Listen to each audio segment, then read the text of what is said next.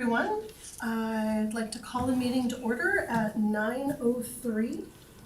And just want to introduce myself today as being the first time chairing this meeting. So Bruce is away today and I'm just covering for him. So in advance, I'll do my best to stick to procedure, but please, if I'm missing something, feel free to jump in and correct me on that. Okay, if I could have someone bring forward a motion for the adoption of the agenda. I'll move to adopt the agenda. Awesome, thank you. And we can move on to the adoption of the minutes. Does anybody have any additions or deletions, corrections?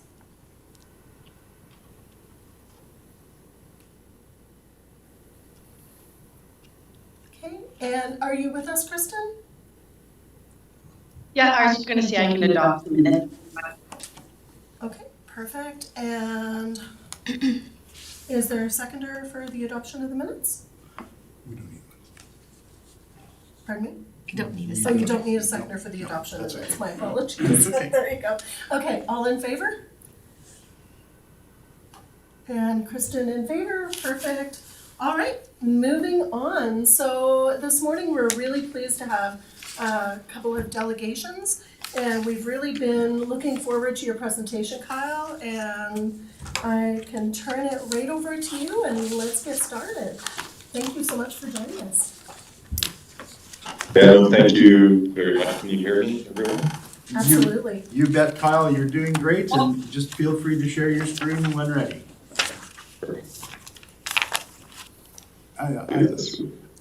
I wonder, Madam Chair, if we want to maybe just go around the room just to do some quick introductions for Kyle? Absolutely. Thank you very much. Okay, and do you want to start with yourself then, Ray? Sure. Kyle, Bert Roach, UDO for Woodlands County. Great to see you again. Excellent. Dave Cush, Reeve with Woodlands County, just sitting in the meeting today. Shelley Hiddle, I'm a member at large on the Economic Development Committee. Peter Kilkin, I'm counselor for Division 6, Goose Lake, Freeman River. And Patricia McNeil, I'm the member at large and vice chair for the Economic Development Committee. And we will have Councillor Ellen Dean joining us in just a few minutes as soon as he's here. And I'm sorry I jumped in before you did, Kristen. Go ahead. That's okay. I'm Kristen Belkey. I'm a member at large as well. Excellent. Is that everyone? That's our stalwart and skilled and talented economic development crew. Yes.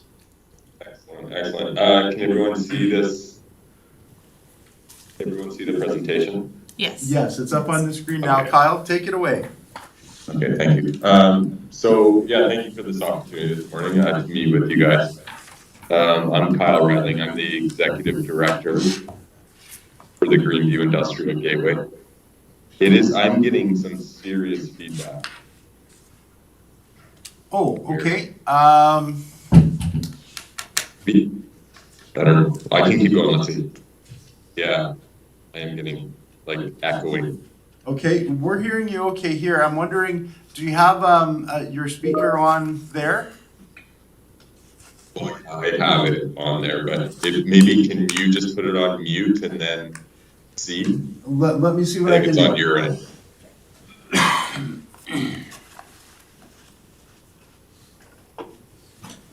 Let's see.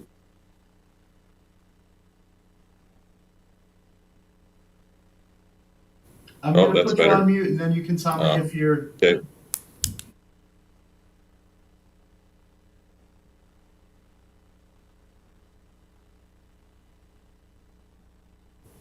There, that seems to work better as long as you guys can hear me.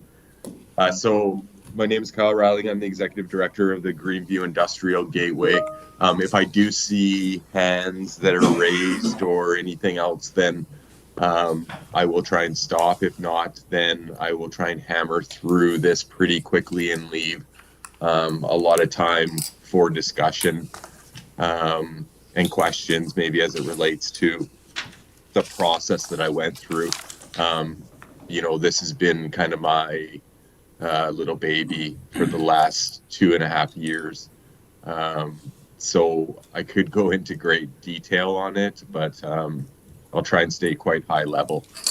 in the approach here. So a little bit about the Greenview Industrial Gateway in terms of kind of what the process was. At one moment in time, it was the TMIP, which was the tri-municipal partnership. And that was made up of the city of Grand Prairie, the county of Grand Prairie, and the MD of Greenview. A lot of the principles were based off of Alberta's industrial heartland.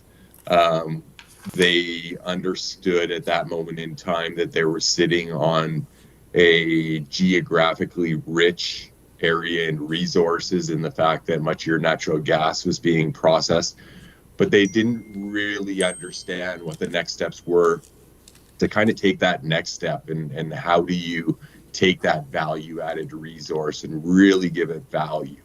And really giving it value means the creation of jobs, the creation of net products, all of those various things that comes from larger scale developments.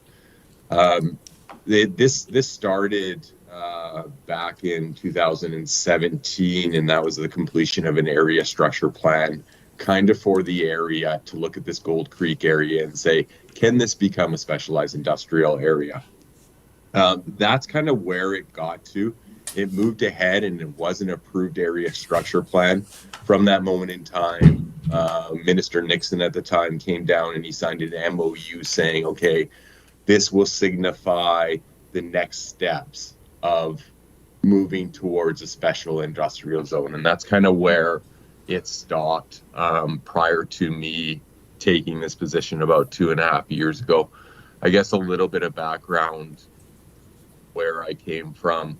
Out of university, I was that eager university person to want to get involved in industrial development and the creation of Alberta's Industrial Heartland Association. So when Larry Wall was creating Alberta's Industrial Heartland, I was that young guy that created the original land ownership map, worked on linear infrastructure corridor studies for the area, multiple, at the time, committees with the province looking at value-added development and everything else. I was head of Sturgeon for years, and then moved over to Strathcona County, and then moved over to Sturgeon to work on the Northwest upgrading project and some of the CCS CO2 sequestration lines, and then moved over to private development and really learned on the infrastructure side. So when I had an opportunity to jump in here, it was really taking all my frustrations that I had faced through municipal development, but also private industry, and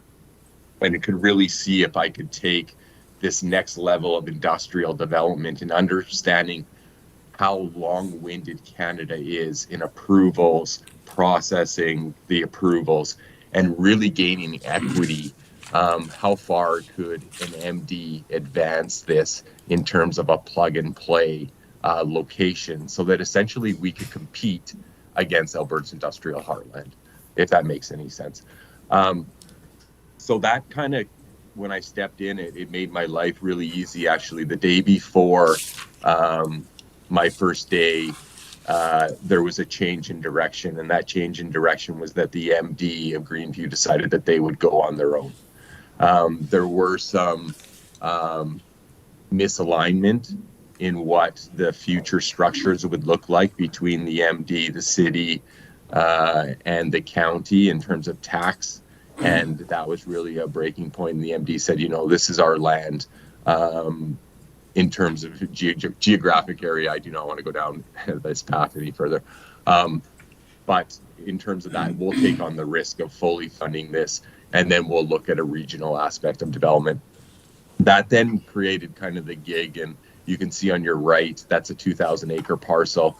Every single day I would get up and I had about 13 different metrics that I would look at, and I would start answering these questions and start seeing, was there an area within this Gold Creek area that could be a plug-and-play center? Two very difficult things I also faced was this was Crown land. So I had to create the story, the justification for the province to take this Crown land and turn it over. And the other major hurdle for this area was a lack of processed water.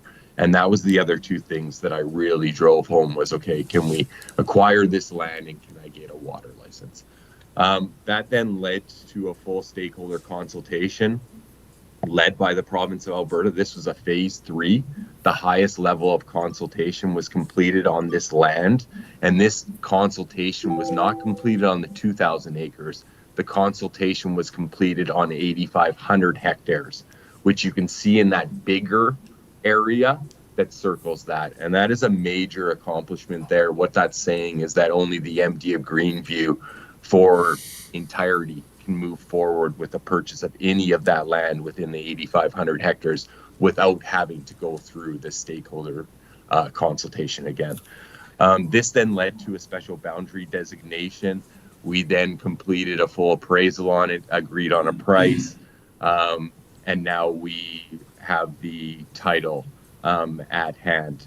This was not an easy accomplishment, and it highlights how difficult it would be for an international company to come in.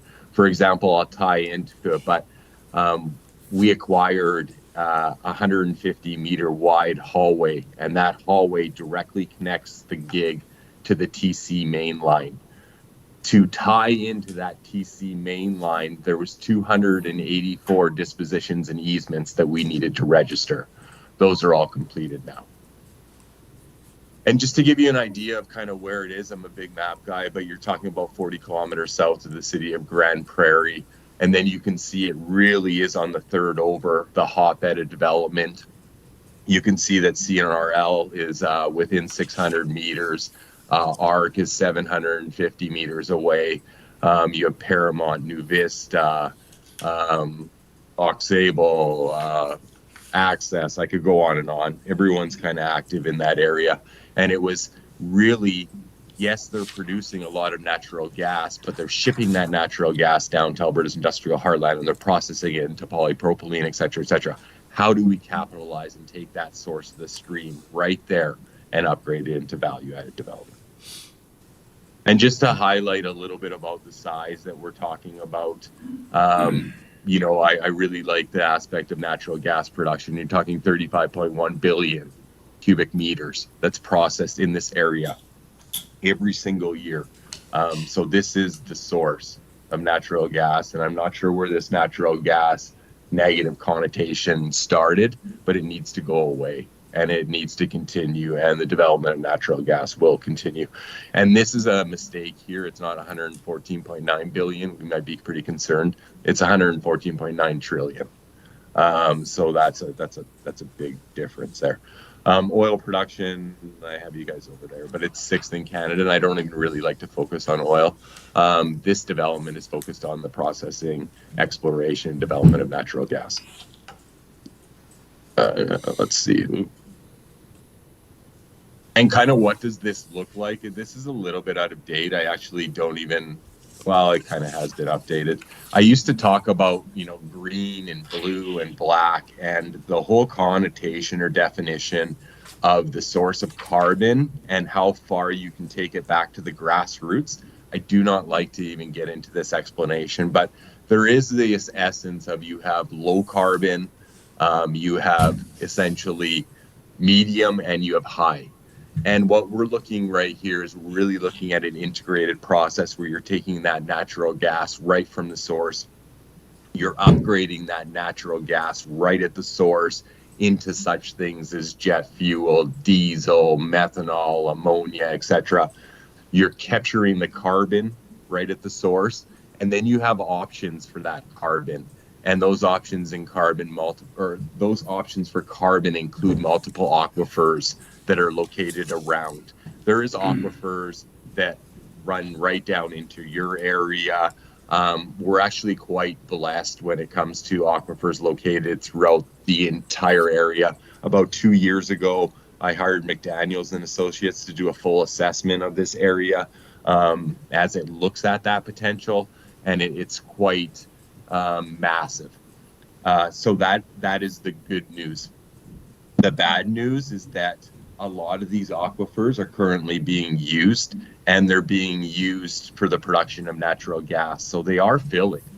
And these aquifers you need to look at almost like a tank of gas.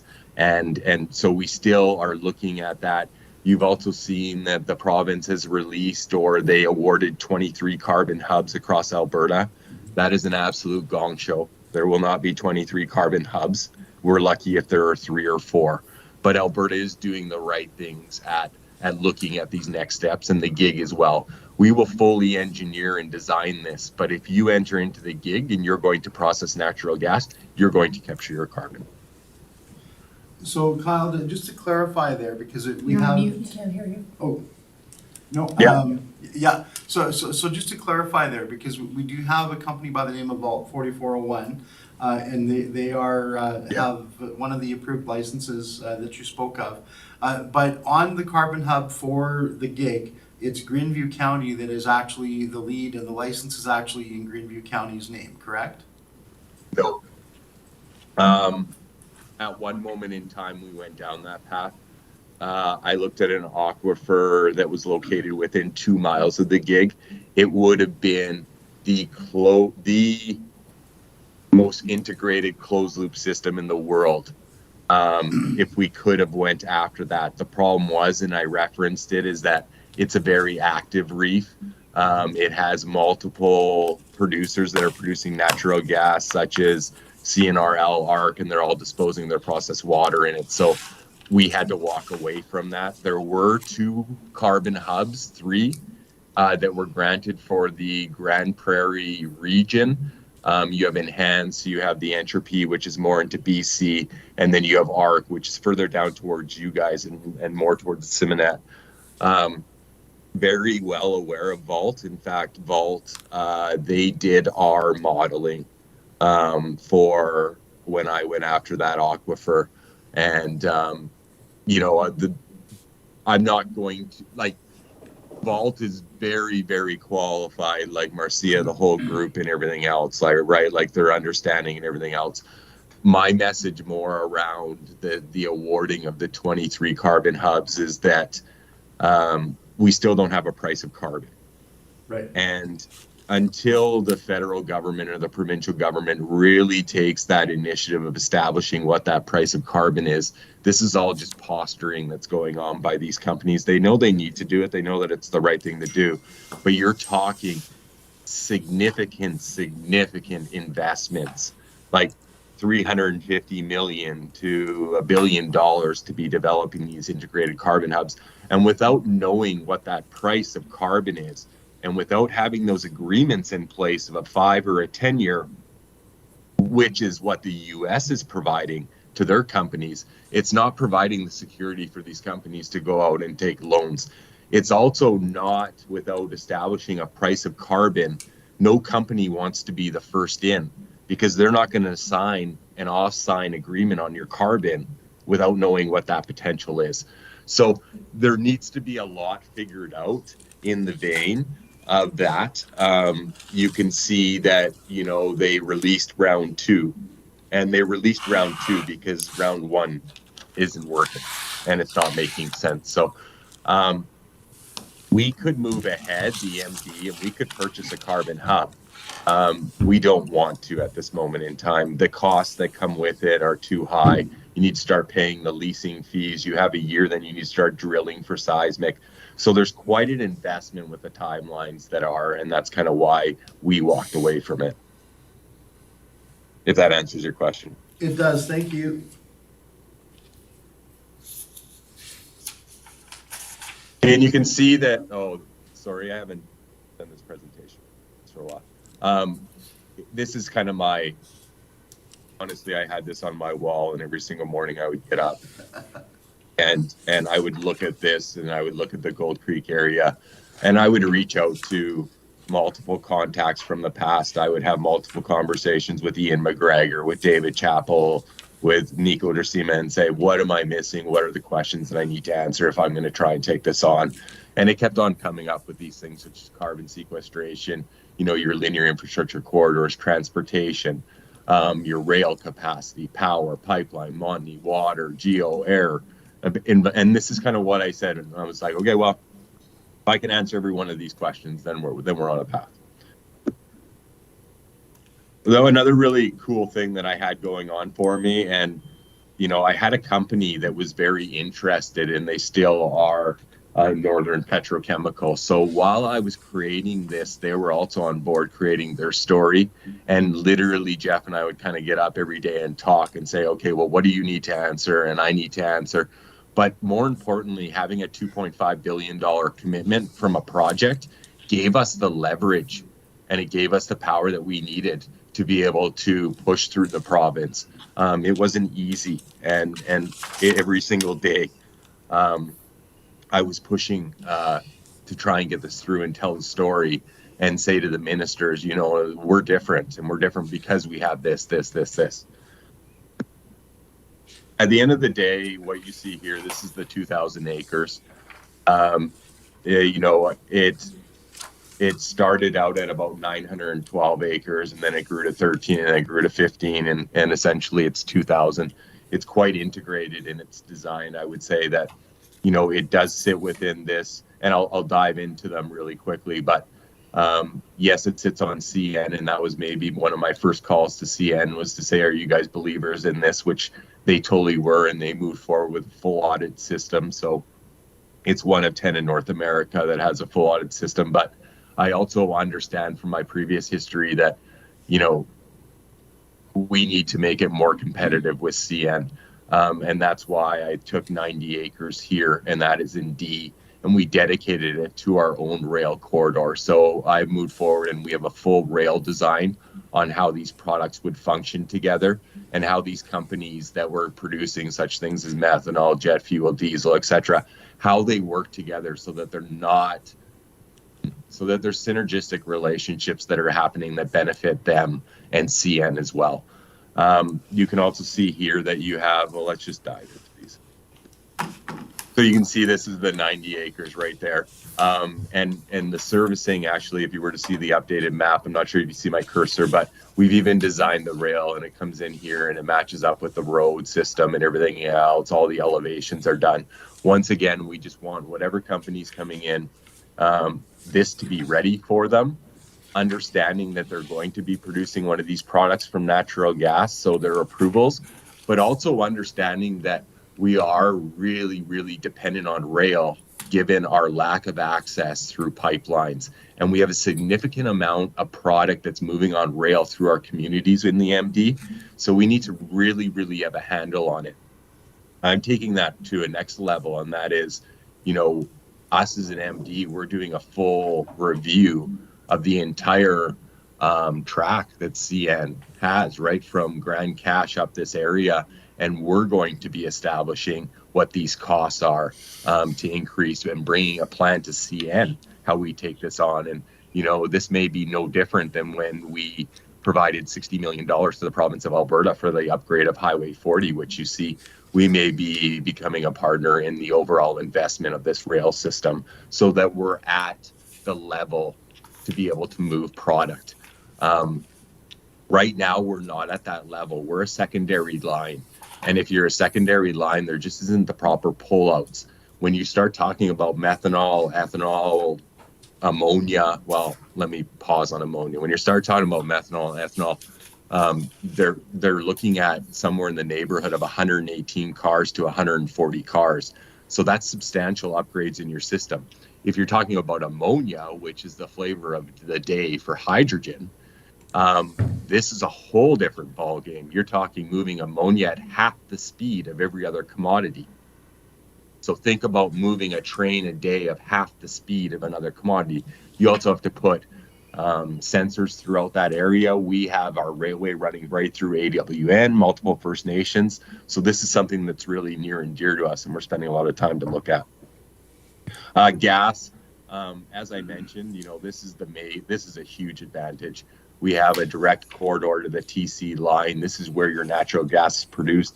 You will have the best spec of gas. You will have zero disruptions, et cetera, a quarter of the time of the heartland, et cetera. So this was a huge feat, and I think it's going to pay off in the end for all these clients. When you come in the gig, you get a dedicated corridor.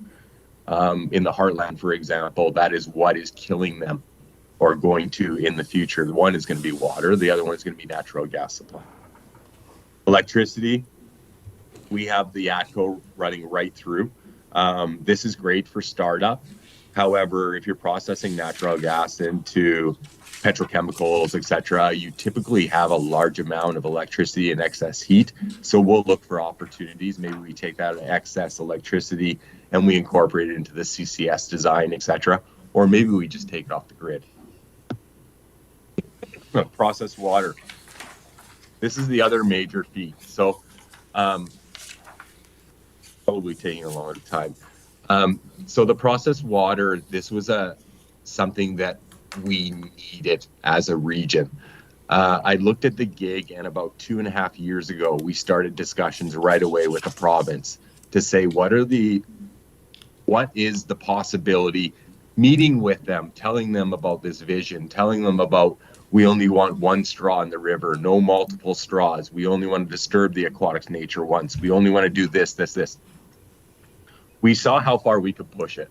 And at this moment in time, we're about a month away from a fully engineered design, and that's for an outtake facility out of the Smoky River. If you see there, that Smoky River, almost the entirety of the Smoky River resides within the MD of Greenview. We then reverse engineered, and we said, okay, well, if you're going to develop the gig and you're going to do it at a world-class scale at 5 million cubes a year, what is that going to equate to? We then did a flow analysis of the Smoky, et cetera, and we are sitting on a conditional license for 23 million cubes of water, and that is a master license for the entire area. That is going to put the MD in quite a strong situation in the future to deal not only with your existing industrial producers that struggle with that water, but also for the future.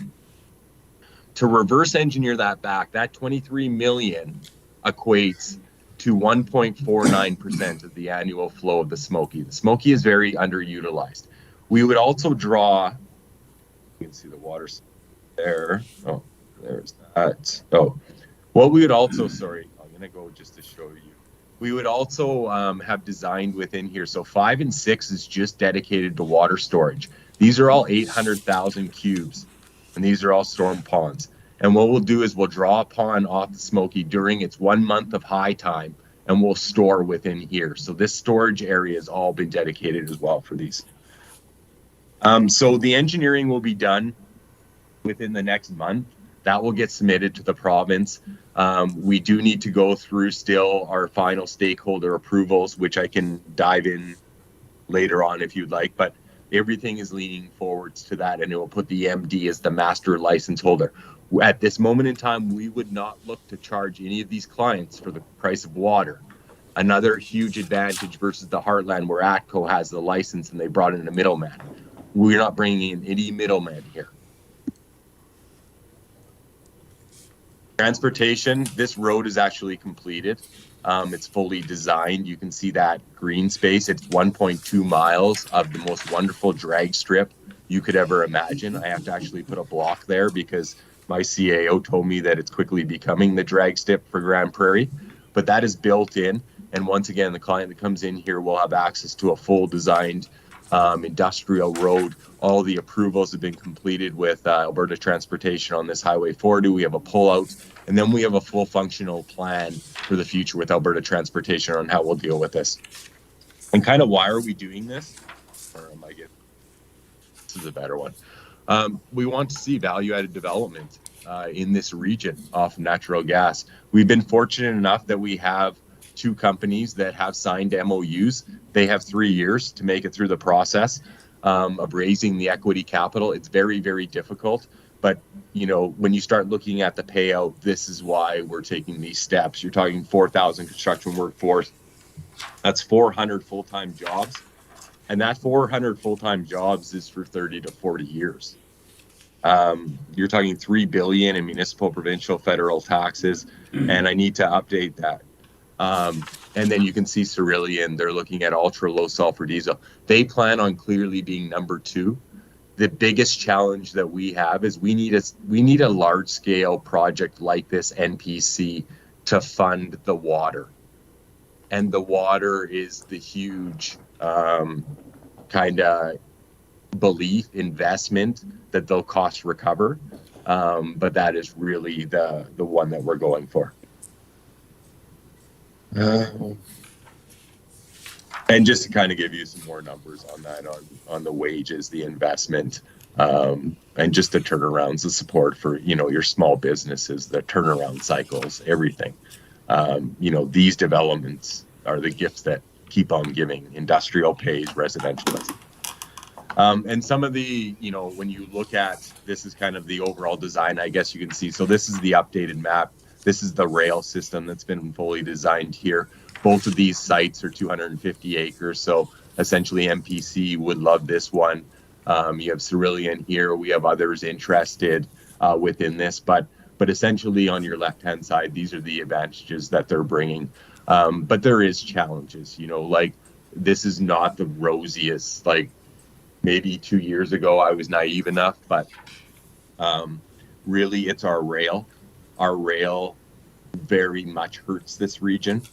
It has historically hurt this region, and it will continue to hurt this region until upgrades are done. And then we still need to figure out really the CCS and the options for that.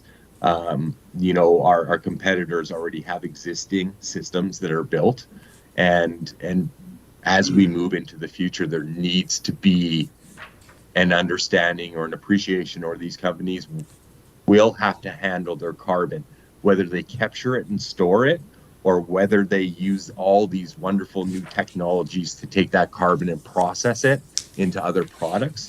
That has to occur. And that's it. So that's kind of the overview. And I will take questions, understanding that it's 35 minutes. Awesome. Well, Kyle, thank you very much for that. I think it was an excellent presentation. And Peter, go ahead. Do you have questions? Yeah, Kyle, what kind of dollars were dedicated by the municipality to develop this overall strategy, and how long has it taken you to get to this point?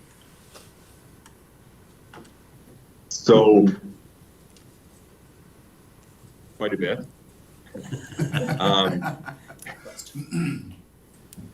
I've been very fortunate. When I first took this, like, council could be here, I spent a tremendous amount of time with them, and like they were processing that's probably a bad word, but what natural gas is. And they've really been on this initiative, adventure together as we continue going down it, and they really see what this investment can lead to. To give you just some numbers, so the water we have spent to date about $1.5 million on. That's to do the full engineering, get it to the approvals for that water license. That's probably what you're looking at regardless. We've spent about $1.5 million on the design, the build of the roadway system, etc. We got a very favorable appraisal from the land, from the province, almost IKEA style. So that one, ran us not very much.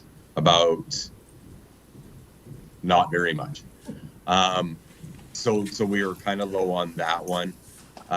We spent about $300,000 understanding CCS and the carbon sequestration options around that. So we're probably about 5 million in, 6 million in to date. So what we've done is we have spread all those costs, and we've really added those costs almost like a levy on the cost of the land, because we were able to acquire the land for so cheap, thousands an acre. We were able to add on those costs and spread it over the 2,000 and still be very, very super, I would say, cheap in terms of any other competitor, from giving them a fully engineered product. because we're the landowner and we're the subdivider and we're the, approval, all that things. We put all of our agreements and the payment of the land at the time of the development permit and agreement. So we're about that 6 million, but we spread it all on cost recovery. Just a secondary question. Pardon me? So just to add to that, so in other words, you had shown us what the potential return on investment would be at the municipal level. So when you spend, say, 6 million to recover 3 billion, I would suggest that would be a pretty good business model. It hasn't been like, yes, like 1 million percent. If you don't build the infrastructure for your region, you will never be competitive. What happens above that in terms of your policy direction from the federal government, us scaring away companies, all of that can change, and it will. And I would say that Canada's not necessarily winning that. But when we do win it, and when that does switch, you have to be investment ready. And they don't really, like, companies just want those answers, and they want, a fast timeline and period. So it gets back, to one of the pioneers of oil and gas is Ian McGregor, and he always has time for me. And, he brings a message. He built the Northwest Upgrader, and his initial cost estimate was 2.5 billion, and then it went to 5 billion, and then it was 10.6 billion dollars. And everyone was, laughing at him and saying, well, you're way over and everything else. And he said, well, yeah, I'm doing this, and I started on the back of a napkin, and no one else has done this. And did you expect that it works and everything else? Well, that investment of that 10.6 billion dollars equates to 150 trillion dollars when you take it all the way down, and it's paying its net back, right? And that's something that we need to do. Is like Canadians, we need to invest into the future and infrastructure, because if we're not ready, our processes will slow us down. Thank you. Kyle, thank you very much. I know we've had a chance to speak personally about this several times, and your passion and your expertise on it is part of what is making it successful. And it's always great to hear about the relationship you've had with Ian and the lessons learned, and how I know you've described this to me in the past as it's kind of the industrial heartland 2.0. But, as with all things like this, as we move them along, we always realize that there are things that can be done better and changes that can be made. But it's an incredible amount of work you've done. And are there any partnership opportunities? Is there any kind of lifting, any kind of partnering, any kind of help and support that we can give you as your neighboring municipality? Well, I spend a lot of time in Whitecourt, and I quite like the area, and it's kind of my natural stop. And I see that you guys have a tremendous amount of opportunities. You have the resources as well. But I would, there is a lot of momentum that's going on with biomass, around these particular days and options. And you see the integration of your forestry and the development downtown and I can't help but think that there is tremendous opportunities on the biomass of your forest residuals, your et cetera, in that area, your incorporation of your natural gas, et cetera. Awesome. Also, Kyle, I'm just wondering, yesterday's Supreme Court decision essentially protecting the rights of the provinces to develop projects within their own boundaries. Has that opened things up, do you think, for the Greenview Industrial Gateway with the partners you currently have, or had you been experiencing stalls on account of that? No, not really. I think that I think you're seeing enough is enough, and you're seeing that pushback, and it started with Suncor.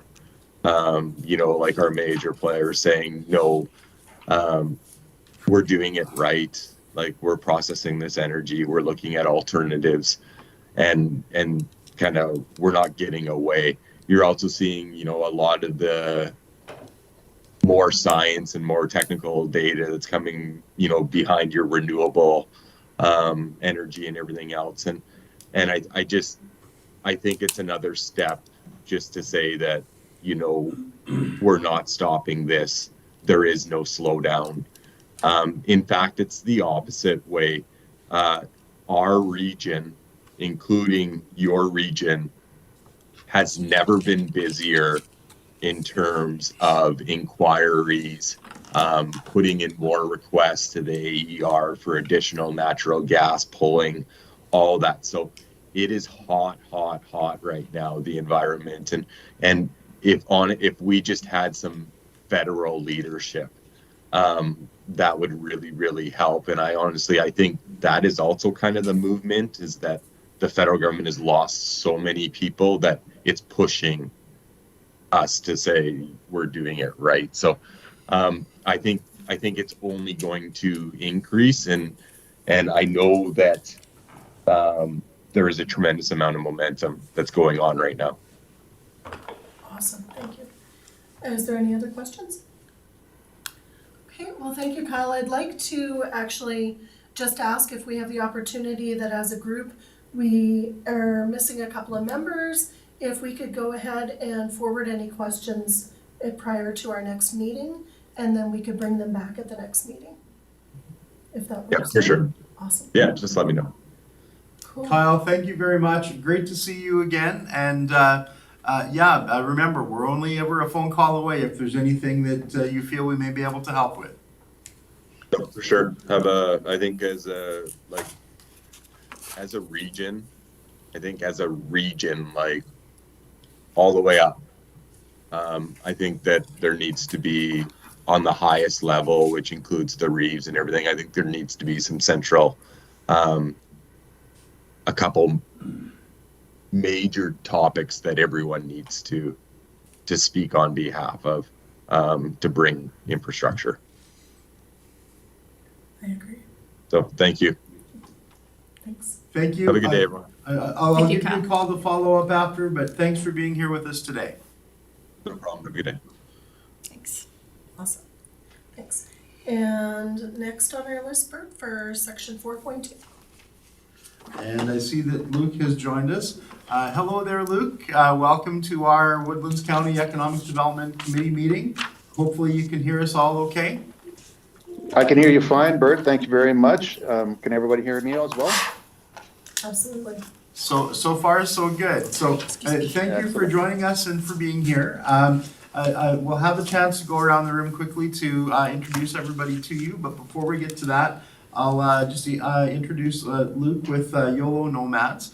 YOLO Nomads is a marketing organization who is focused on attracting remote and other workers, but specifically into rural areas.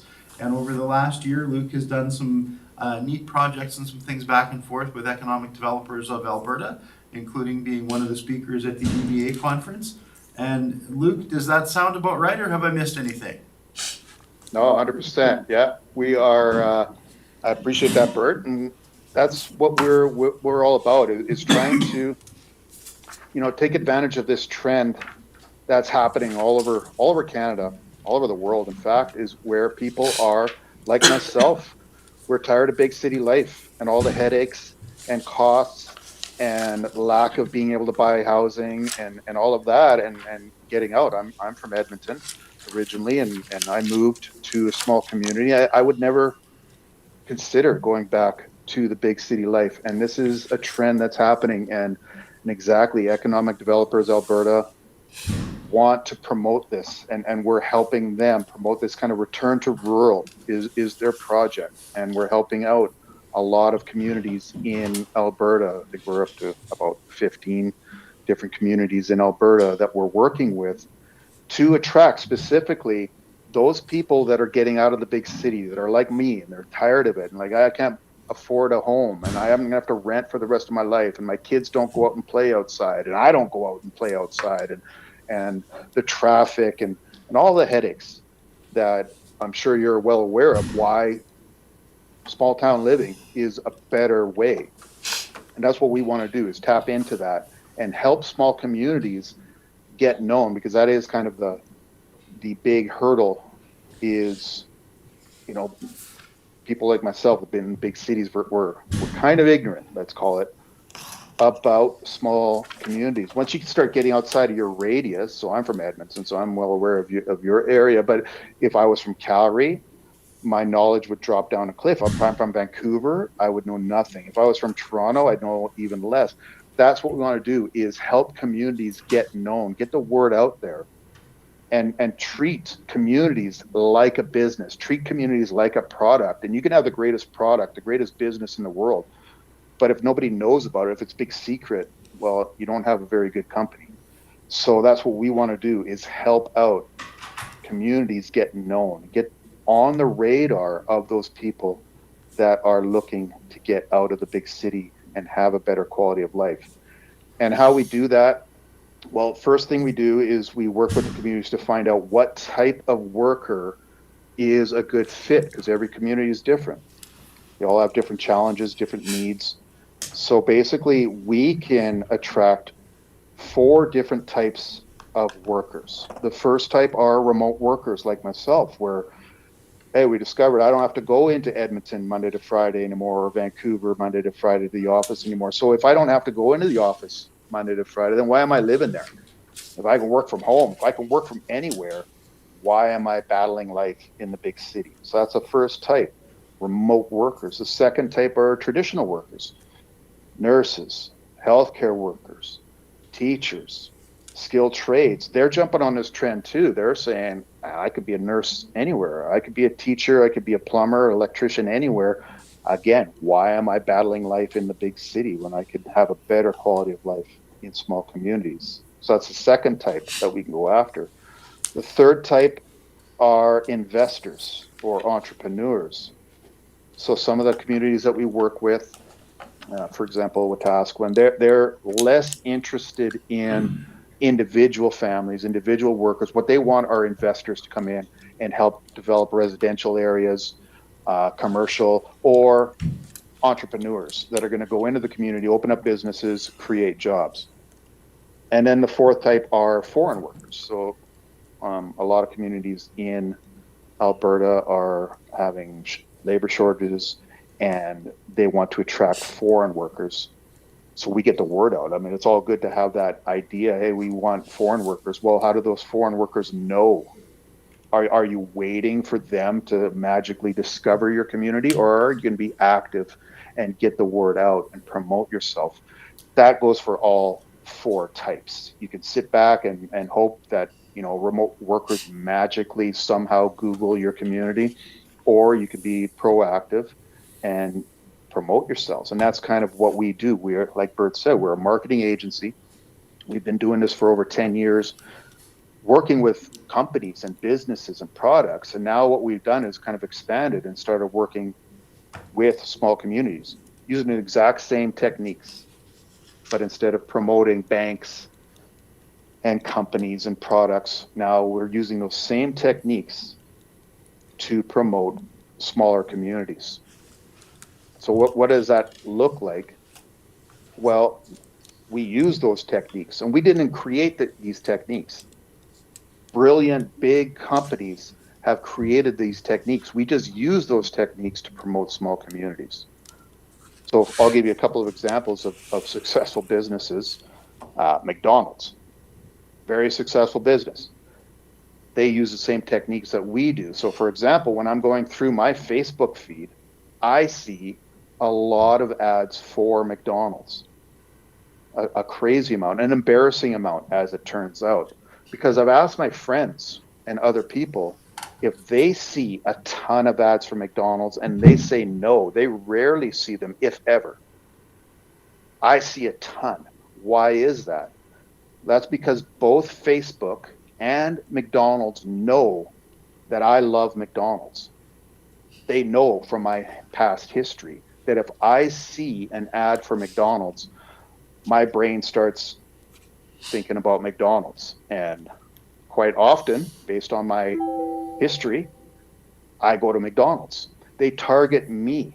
because I am their target audience. They don't send ads to my friends because my friends are hippies and they are healthy and they eat kale and salads and things. That's not McDonald's target. I am.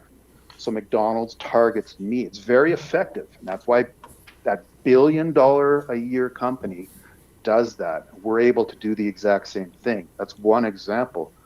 Another example is Netflix. So every week or so, Netflix will send me an email reminding me that I haven't finished watching a movie yet, or there's a movie coming up or something. And so what happens when I see that email is I start thinking about that movie that I haven't finished watching. And I'm thinking about the plot and the characters and actors and everything and whether or not I liked it. But I'm thinking about that movie when 5 minutes ago I wasn't thinking about that movie, and I would never have thought about that movie probably for the rest of my life had I not seen that email. It's very effective. You stay on their radar. TripAdvisor does the same thing to me. They'll send me emails every once in a while. Hey, Luke, you were checking out Mexico for a vacation. Are you still thinking about that? And I'm like, well, I wasn't 5 minutes ago, but now I am. And I got half an hour till my next meeting. Oh, where am I? I'm on TripAdvisor checking out Mexico more often than not. It's very effective. That's why these $1 billion a year companies use this type of marketing. We use the exact same thing, but we use it to promote small communities rather than movies and Big Macs. So how does that look? Well, I'll quickly share with you visually kind of what we do with other communities. So I'm hoping that this works and I'm able to Your share button on the share. top right should hopefully do it. All right, fingers crossed, technology is going to work. You did it. Are you able to? I did it. Excellent. So what we do is, first thing is we're going to run ads, targeted ads towards the people that you want. So the first step is get the name of Woodlands County on the radar of the people in the big cities. Maybe they hadn't heard of you before. Maybe they weren't thinking about you when they're thinking about where they want to relocate. Run these targeted ads. If you want nurses and healthcare workers, that's who sees your ads. Just like McDonald's does to me. My friends don't see those ads because that's not their target. We can target it so that you get the people that you want. If you want foreign workers, if you want nurses, if you want skilled trades, if you want families, teachers, whoever you want, that's who will see your ad. So we're not wasting time, energy, and money running ads so people are seeing it that aren't your target. That's the first step. Get your name on their brains when they weren't thinking about you before, weren't considering you when they're thinking about relocating. That's the first step. The next step then is to educate them and get them excited about your community. So once they click on that ad, then they'll download a brochure, a PDF that we will create for you. Here's one we did for Grand Prairie County, showing how great life can be if they just get out of Edmonton, they just get out of Calgary, Vancouver, and they have a better quality of life. We highlight all of the communities within that region, highlighting the towns, highlighting all of the different communities that are in that. I won't go through this whole PDF with you, I'll share it because it's 50 pages, but talking also, hey, here's some great activities that you can be, summer activities, outdoor, that's a huge, it touches a chord with those people in the city. They want an active outdoor lifestyle. I used to have to drive 40 minutes just to get to where I wanted to go for a run or a mountain bike. Like, I'm in a concrete jungle. Winter, hey, we're Canadians. Winter is not fun, but it's a lot worse in the big city in a concrete jungle as opposed to being out in nature, being able to go cross-country skiing, being able to go fishing, being able to go snowmobiling, etc. So, like I said, I'm not going to go through this whole brochure, but this is what we do. They download the brochure to get excited and educated about that community that 5 minutes ago they had never heard of or weren't considering when they're looking where they want to relocate. That's one way we can go. We can also do, if you want more investors or entrepreneurs, we can create an investor guide like we did for White City, Saskatchewan here, or Wetaskiwin we've done. We did the same for Paint Earth County. Giving entrepreneurs or investors the data that they need. What are they looking for when they're thinking about where to relocate? But also with that spin of, hey, you know what? You can open up a business, you can be successful, but also it is the lifestyle. Your life is going to be better. As you have a successful business, you're also going to be working and living and investing in a small community. Your life is going to get better. So that is the second step. And then the third step is we have to stay on their radar for weeks and months and maybe many months into the future, because they're not going to Woodlands County for a weekend or an afternoon. They're going there to move, to enroll their kids in schools, to open up businesses, get jobs, etc. That kind of decision takes weeks and months. So you have to stay on their radar for weeks and months and many months into the future, or they'll forget all about you. And then everything that you did was all for nothing because you sent everything to them once and they forgot about you 10 months before they were ready to make that decision. So every 2 or 3 months, we're going to send out newsletters to all the people that have clicked on your ad and downloaded that brochure, newsletters that link to articles that we'll write for you, talking, hey, here's why it's a great place to be a remote worker. Here's why it's a great place to raise your family. Here's why it's a great place to open up a business or invest, etc. There are festivals, outdoor activities. There's dozens of topics that we can write articles about you, Awesome. continuing to educate them.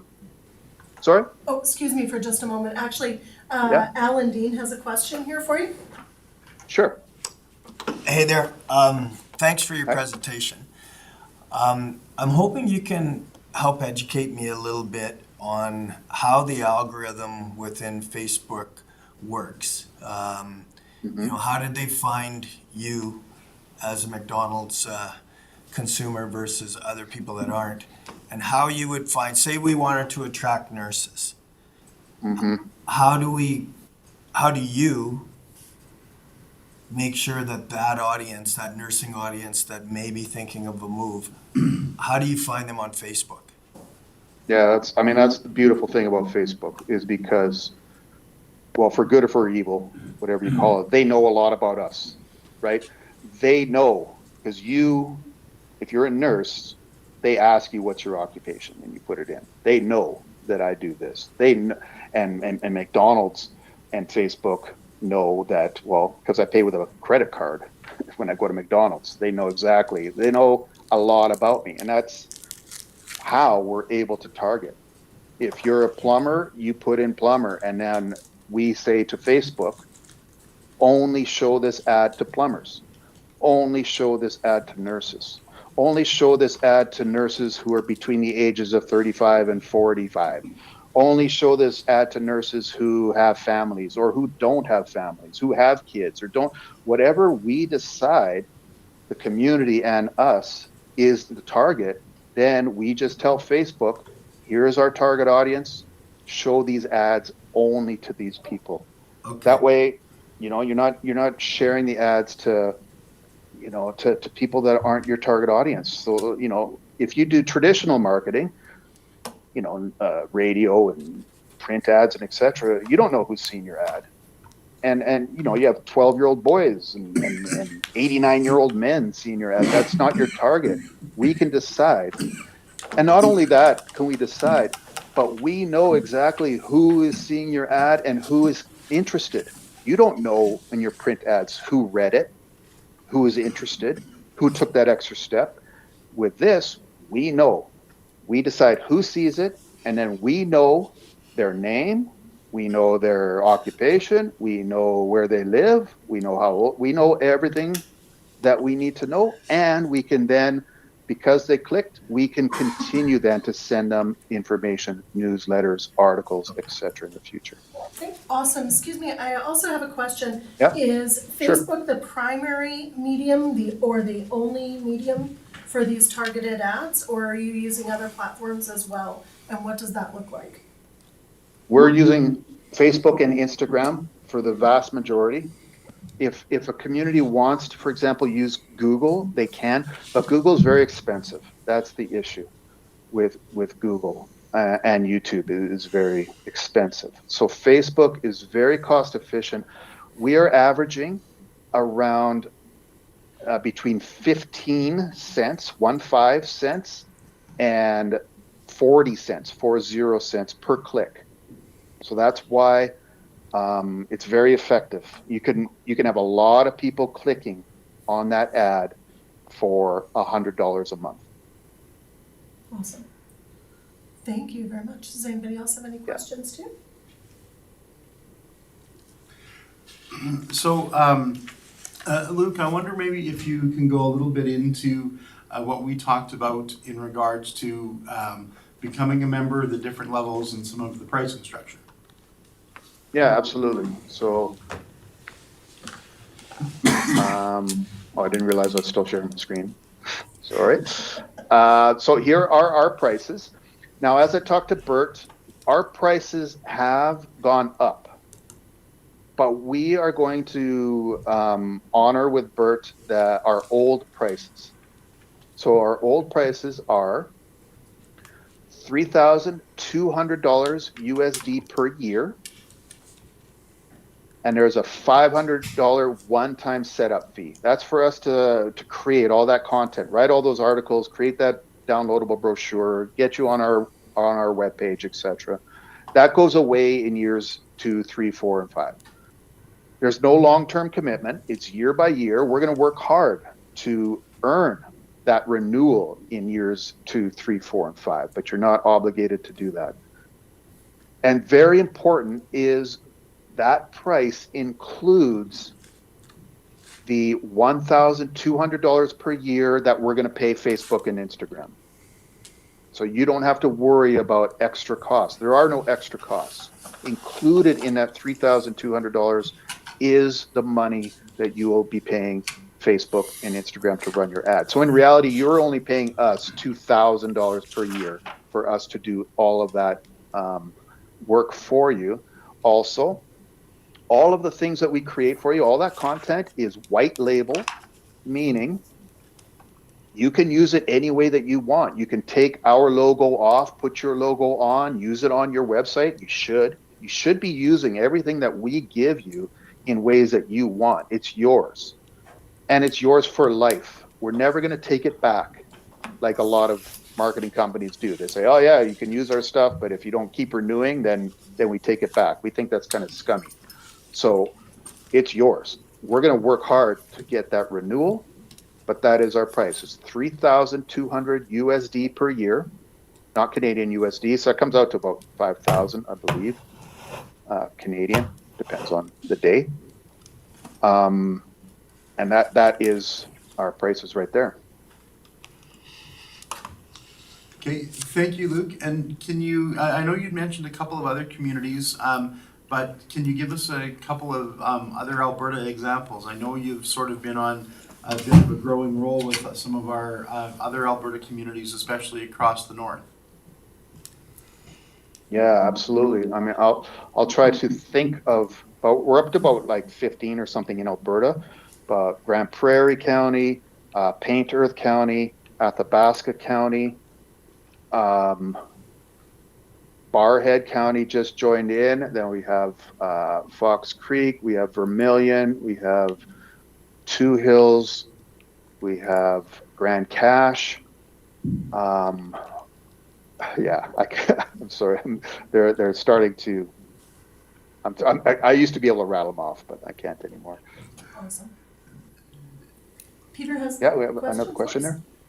Yeah, I'm just interested in maybe Bert, you could chime in on this a little bit. I think that this has a lot to do with regionalization, and I see a real opportunity for you folks to sit down and make some presentations to the Regional Economic Development Alliances. I can really, from a rural perspective and a decentralization perspective, I think this has a huge amount of potential, and I do sit on one of the Regional Alliances boards, and I'm just wondering if you guys have entertained the idea of making some presentations at that level as well. Absolutely, yeah. We've done with the EDA, like Bert said, but we're working right now with READY, which is another. READY is the Northern Alberta, Northwestern Alberta area, and we're working with them right now. They just joined on, so yeah, absolutely. This can absolutely be a regional thing. Right now, regional things has been counties, but we just started with READY. And now we're just starting also with Palliser, I think I'm pronouncing it correctly, in southern Alberta with Hanna and Ogen, Alberta. And then we just also started, or we're about to start with another regional thing with Raymond, Alberta. I can't remember the other ones. It's Raymond. That would be the Raymond and Lethbridge group and sort of that area. But the Palliser group and the READY group are both part of the Regional Development Alliance system for Alberta. And we as Woodlands are part of growth. And I think that's what Councillor Kulkin is getting at, is that this might be an opportunity for us to talk to Growth Alberta about looking at the entire growth region as well as just Woodlands, or maybe we end up doing both. We have done that in the past with RITA initiatives as well. Well, you alluded to the fact that it was normally just counties, and right now, growth has actually got two rural towns involved in, and we're looking probably at trying to attract 3 or 4 more towns. So it's becoming more of a, not just a municipal from the rural perspective, but also, from the Alberta municipal. Basically the small towns that are in our umbrella. I think bringing it to the region. Is there? Yeah, absolutely. It's all about return to rural. That's our entire platform, is get out of the big city. We don't allow bigger places. We don't allow Red Deer, Edmonton, Calgary, even famous places like Banff and Jasper. We don't deal with them because they don't need help. People know about Banff and Jasper, and our entire platform is let's get out of the big city. So we're not going to deal with Edmonton and Calgary and Red Deer. It's all about getting out of the big cities and those big municipalities and getting back to your roots and getting back to rural. So that's what we're all about. It's our entire brand. Oh, go ahead, Bert. And just one last question, Luke, and it's just simply because, I know you and I have had conversations about what it's like to live internationally and to work remotely, but still be an Albertan or a Canadian and that sort of thing. I know you mentioned you're from Edmonton, you know Alberta very, very well, but through the course of our conversations in the last couple of weeks, can you let our group know where you are at today? Well, I moved out of Edmonton to a small community, but a small community in Costa Rica. So I moved not only from a big city, but I changed climates as well. But the majority of our members are not looking to do anything as drastic as I did. What they want is to still be close to their friends and family, and still be able to maybe go to an Oiler game and that's why those small communities that are closer to, where they're from, they can tick all those boxes. They can have that great rural, small community lifestyle, but they don't have to travel 12 hours like I do to get back and see friends and family. Well, and it's just, I think, a testament to the power of remote work and how things have moved along. I know when my wife and I lived in Mexico, that was way back in 2003, 2004. So things have changed a lot, and especially post-COVID. But As we had sort of talked about that idea of work here and visit there is something that, you know, it's an interesting thing for us to explore for Woodlands and for this region. Awesome. Absolutely, and I'll just say that last thing, that the Canadian government just extended it's called a digital nomad visa, which allows foreign people to live and work in Canada, and I think there's about 45 countries that have taken this extended visa. If you are a remote worker, if you're a digital nomad, that you can stay in countries for a longer length of time than normal. And because they see the economic benefit of that, just one person, two people, a family staying in your community, living in your community for 6 months can be a huge benefit economically. And if it becomes where you have more than a few, and it becomes a place where people learn about it and want to go and visit there, they're going to pump that money in their 6-month stay.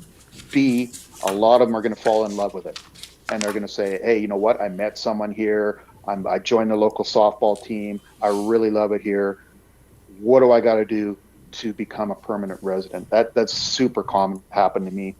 That's what happened to me. I came to Costa Rica for 6 months, and that was 20 years ago. So it happens, and it happens very often.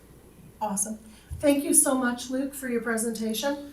And just ask the rest of the committee if we have any further questions, if we can forward them to Bert and bring them on side that way. So, and if we just, I'm sorry to cut you off, but in the spirit of time, we've got to get moving. And I really appreciated your input. I think that it was actually a great presentation. Thank you very much, everyone, and you have a great day. And I'll be in touch with Bert in a week or two. And any questions you have, feel free. Thank you very much, Luke. Have a wonderful day, and I'm going to say enjoy the weather. I will. Okay. Thank you very much. Have a great day. Okay, bye. Awesome. With that said, just wondering, for these, we have to call for a motion, do we, Bert, to accept these delegations as information? Yes, or if there's any other follow-up on either of them, and thank you for catching that, Chair.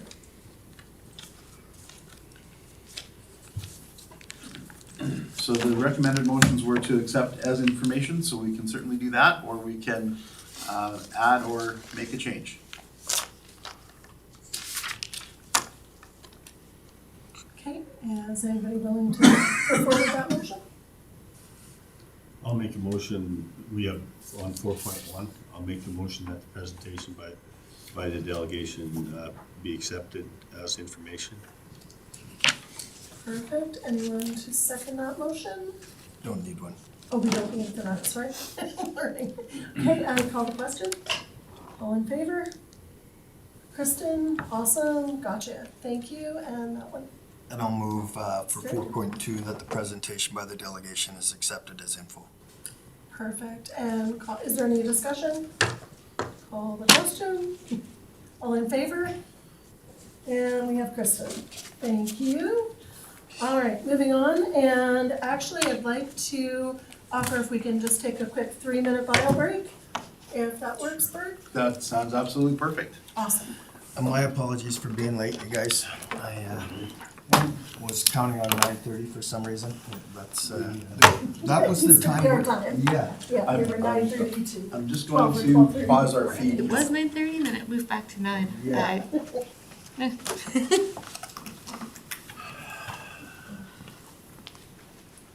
Am I on time now? Yeah, you're perfect. Just give me a second. I'm trying to figure out how to pause the thing. Hello, Peter. What's that? I said, how's it going? Oh, it's all good. Dave, you're looking for somebody for this weekend? I think it's this Saturday is the That's all I need to do. Is it fireman or fire police? revolt. Excuse me. Yes, you're right on time. I'm sorry, but thank you, Gordon. I thought the fireman was more like in the winter. No, it's usually at the end of October. Is it? Okay. We're moving again this weekend. Again? Yeah. Like what happened? Like, Well, we only have that Airbnb for a month and then we're moving into our shop. Oh, I thought you had that Airbnb for more. Oh, okay. No, I know, that was the plan all along, Oh, was to okay. get to the shop anyway. But it's, yeah, I'm the wrong guy to ask. My wife would kill me if I said that I'm just leaving to go to the fireman's ball. Well, take your wife with you.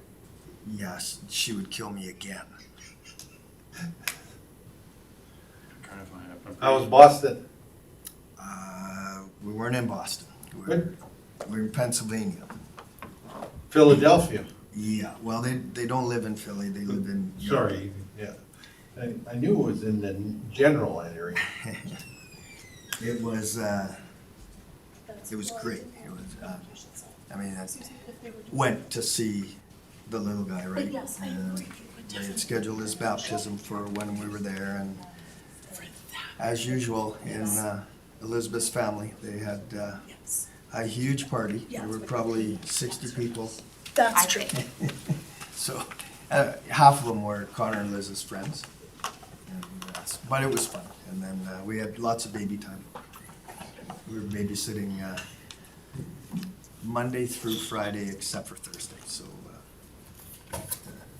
it was nice to have that one-on-one time with him.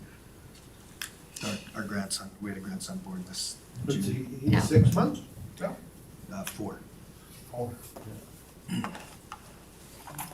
Is our recording still on? Still going? it stopped. Oh, okay, perfect. I wasn't sure if you did or not. Trying to find the poster here, but yeah, no, I was gonna end up making it just after dinner originally, and then be there for the awards portion, but now by the time I get there, I think they're gonna be done the awards portion. Oh, yeah. Have you been to a fireman's ball? I haven't, no. No, you're good then. Don't worry. Takes a long time. It does. It does. Well, I'm just, dinner's at 6 and they're starting the presentations around 6:30. It's gonna be after 8 before I get there this morning. And you'll be about right then. Yeah, they go through, like I'm not, Yeah. it's a long, yeah. Their awards. I know Bruce is gonna be there, but, Bruce is there? yeah. Oh, so the county's representative. Yeah, it would just, it'd be nice if I get somebody else. Ready, Madam Chair? You got everybody back? I think we do. Everybody's ready? Cool. I'm going to Check with, resume the check stream with here, and check with- hopefully I haven't Gone, when they're in the area. screwed anything up too badly.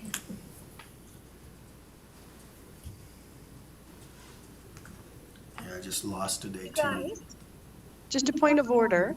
You guys are really, really quiet. Okay, can you hear us now? I can hear you, but my volume's on full blast and it's just, it's like whispering almost. Okay, and we've got the microphone volume turned up all the way here. Kristen, I'm just gonna take a quick look.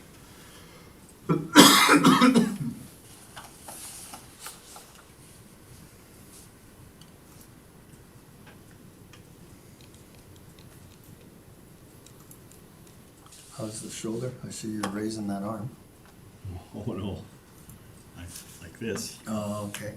as long as it's sitting Oh, there, it's we're the good. right one, I'm sorry. I saw you had your left hand up.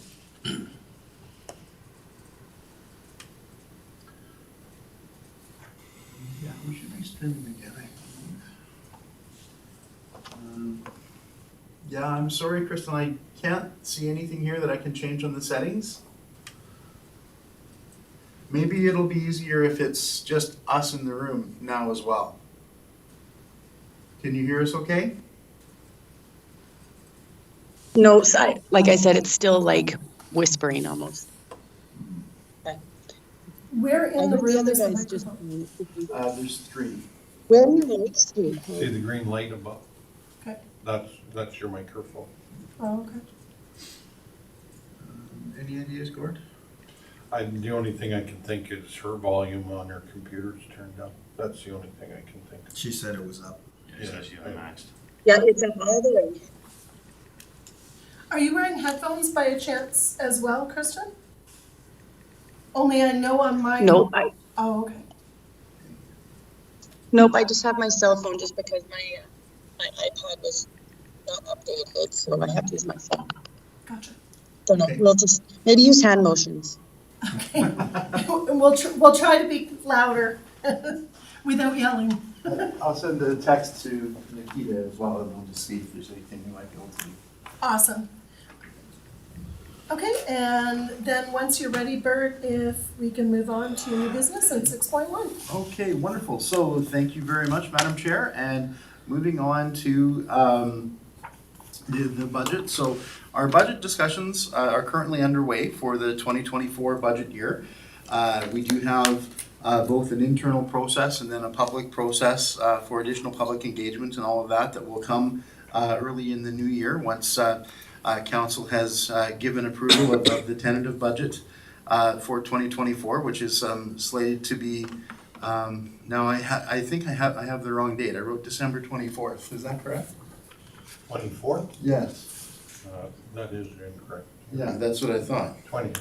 20th, thank you very much. So December 20th is when that next meeting is. I must have had Christmas on the brain, so my Sorry. apologies there. No. That's when it'll be approved. Approved. And then it'll be a couple weeks before that is when we have sort of the initial approval. So between now and the end of November, we have a number of internal things. So this is the first opportunity for the committee members to give input. Council has given us direction that we will be following the economic recovery plan that's been laid out by the county. So the 2024 budget will be based on the previous year's budget plus 1%. And so with that being said, there really isn't a lot of new spending that can be expected unless council works outside of those parameters. That isn't really where the direction is at the moment. I have attached a Schedule A, which I've done my best to summarize some of the things that we as the ECDEV committee have discussed at past ECDEV committee meetings and also at our ECDEV strategic plan meetings earlier in the year. And then the one item to add to this list would be from today if we want to consider taking out a membership with YOLO Nomads. So that could be added. But really the items in Schedule A are there for committee scrutiny today to add, subtract, edit, scratch off, do whatever the committee would like to do to have these be our recommendations to council for what we would like them to consider for the 2024 ECDEV budget. Shall I? So one question I had is, we have on here that there's the energy subcommittee and also the creation of an energy transition task force. Is that double dipping? Like, could it be one thing? Well, so the direction was we have established the energy subcommittee, which is just a subcommittee of this ECDEV committee. Okay. But then we had also identified in the strategic planning session the idea of doing regionally both that energy transition task force and also an agricultural task force. As they're two of our biggest industries, and we know there's a lot that's changing in them, the idea was if we did want to lead or to put something out on that regional level, that would be what those two items are for. Okay. Just to add to that, Shelley, I would say, I know when we had spoke about the energy subcommittee as well, the idea, in my perspective, is if we have a task force, as long as we have members from this committee on that task force, then it would make the energy subcommittee redundant in my mind. So whether at that time, whether you'd want to make a motion now that we remove the energy subcommittee at this point, or essentially wait until and if the creation of the task force happens, might be a better And my option. suggestion would be just that we make whatever edits we would like to this schedule, and then we'll just make one motion to pass Schedule A as edited, if that's okay. Peter? Yeah, I know it's not on the list here, but one of the things that came out of actually this presentation this morning that Kyle gave us is that from an economic development perspective, we are really lacking in some of the planning of some of the strengths that this municipality has. And so I'm just trying to understand better how we get some dollars in the budget for a comprehensive plan where we start to identify the strengths. I mean the agriculture service or task force and the energy task force is a way where we start to have a look at some of the things that are there, but we really don't have any dollars in our budget currently that would have a look at that. And I really think that that's something that maybe we should try to figure out here. Go ahead, Brett. So yes, thank you, Councillor Kukin, for that. And to sort of follow up on that, you'll remember back, I think it was 3 or 4 years ago, with the town, we had done the business park study. And we know coming out of that, there are certainly some additional studies and some additional planning work that we could do. So it would be, planning and development and economic development together, I think, putting out some kind of a proposal or a plan to identify where's the next best place for us to begin to plan an industrial park or to do something similar to what Greenview has done. At least if we can identify the area, or if we can identify Crown lands that we may want to begin that discussion with the Crown on. And you're right, I think that that's a very important priority. We currently don't have it funded, but I think that it could fit either under economic development or under development and planning as one of the studies that they would do or that we would do jointly together. I think that's a fabulous idea. You need that first step to get the process going, right? Yeah. Until you have that, yeah, we're not investment ready at all. So whether it's this group or another group or the two groups together, I think that's critical for long-term development here. Absolutely. Peter had a comment first. Yeah, through the chair too, Bert. I guess my concern is that, we get locked into sort of a paradigm as to what a business park or whatever should look like. But I think what I would be really interested in pursuing is starting to identify the multiple strengths that we have and have a look at those and say, okay, what can happen, like a similar to an area structure plan or whatever, what could happen here and what are the things that we need to do to attract investment. I think that would probably be the first step. I'm not certain, but I think, you're the guy that kind of understands that, because we have multiple industries. It's not just the energy sector. We have forestry, we have biomass, like we spoke of this morning. We have agriculture. So. Sorry, Alan first. Through the chair to Peter, so you're kind of talking like at the committee level and maybe bring in a consultant of sort to talk to this committee and almost like do a tabletop thing where you had a map out and you're looking at density of operations and various things? At this point, I don't even think we need to do that. I think what we need to do as a municipality is identify the areas that we would be able to attract investment to, because there's a lot of fluid things that are happening, that are evolving right now.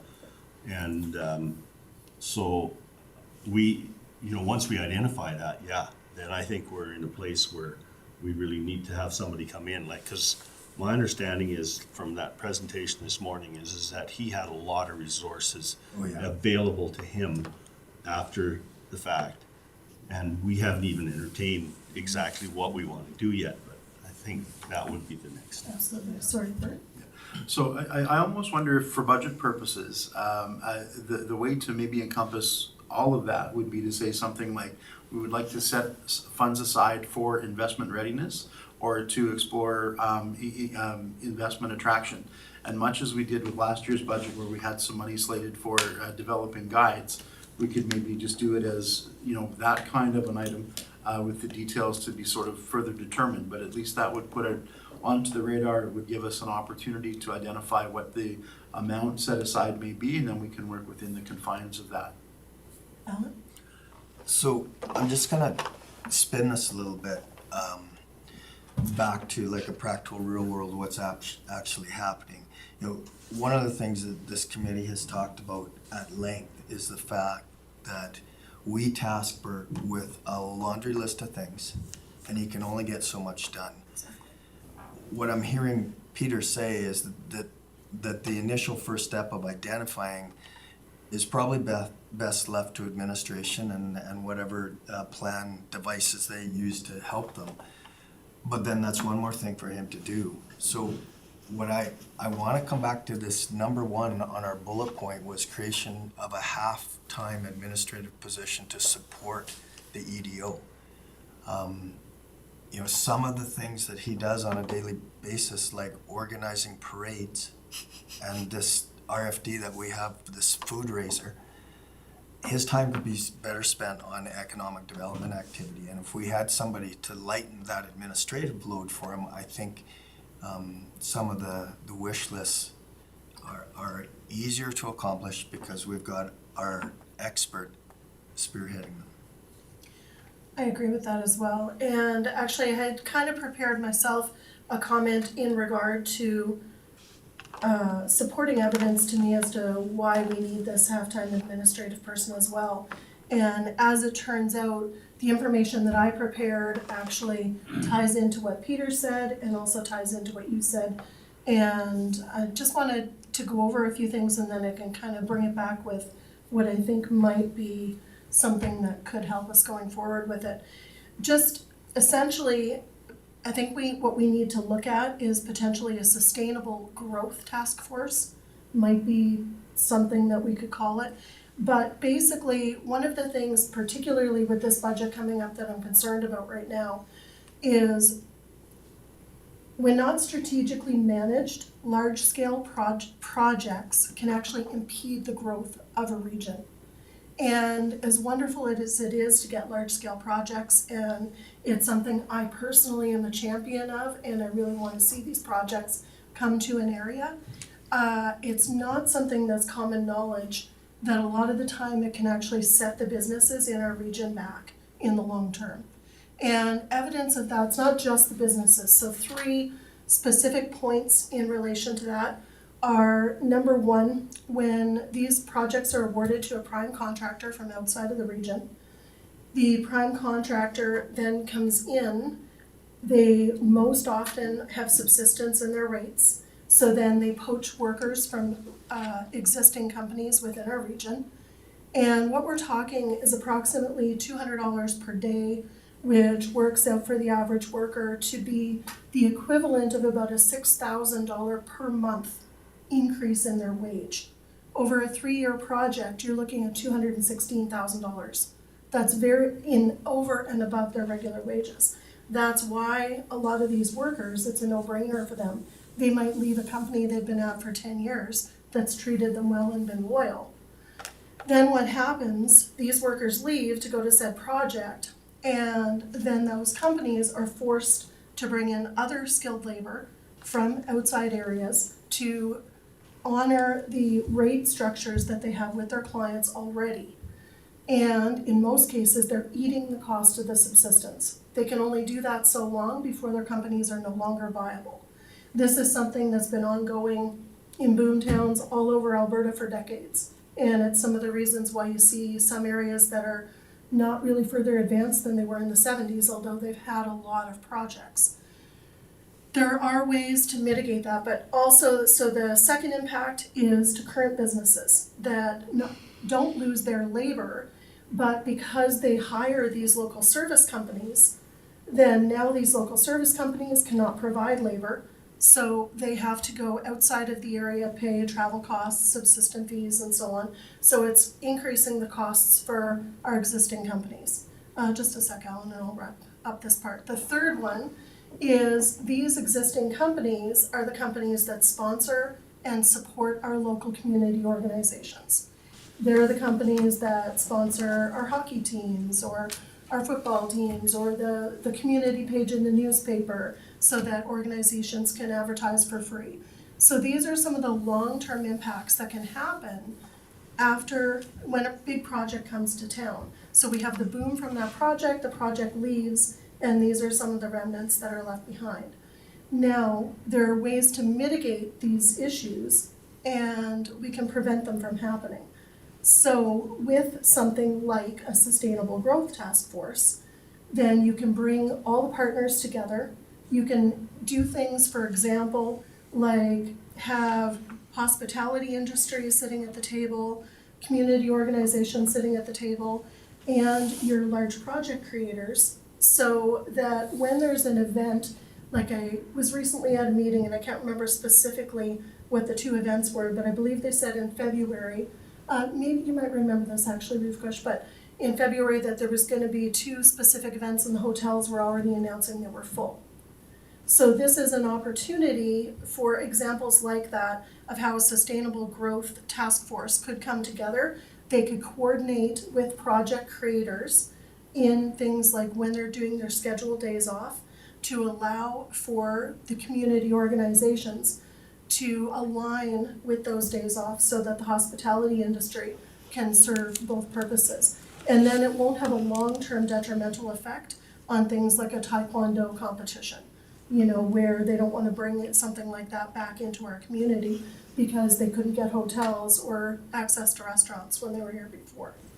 So that's just a few things that are outside of what we would normally think about that have a massive impact in the long-term economic development and economic stability of our area. So, and it's just something that I think that with an extra funding to our ECDEV department in the idea of, you know, tying into what Peter had said and what Alan had said, it frees up Bert's time and he has the training and he has the expertise to represent well in some of these task forces and with an energy task force as well, for example. So it's definitely something where I realize that we can't pull money out of nowhere, but I do think that we can highlight some of these areas to really show the importance and what the long-term impacts could be. Sorry, go ahead, Alan. So just to clarify, what I'm hearing you say is that strategic task force that you speak about is not coming out of this committee. It would be something that would be formed by a regional, perhaps a RETA, or perhaps coming out of a joint economic project with other municipal partners. But having that additional administrative support would free Bert up to attend that, be a representative to that. Absolutely, and my point in bringing it forward is essentially to really highlight the funding behind that position. Not that we would administer it from this committee, but more than likely the manpower, the time, work hours would be coming out of the ECDEV budget. So for Bert to attend, so thank you for clarifying, that's exactly what I was getting at. So I want to come back to the committee. Like, you know, we have Schedule A.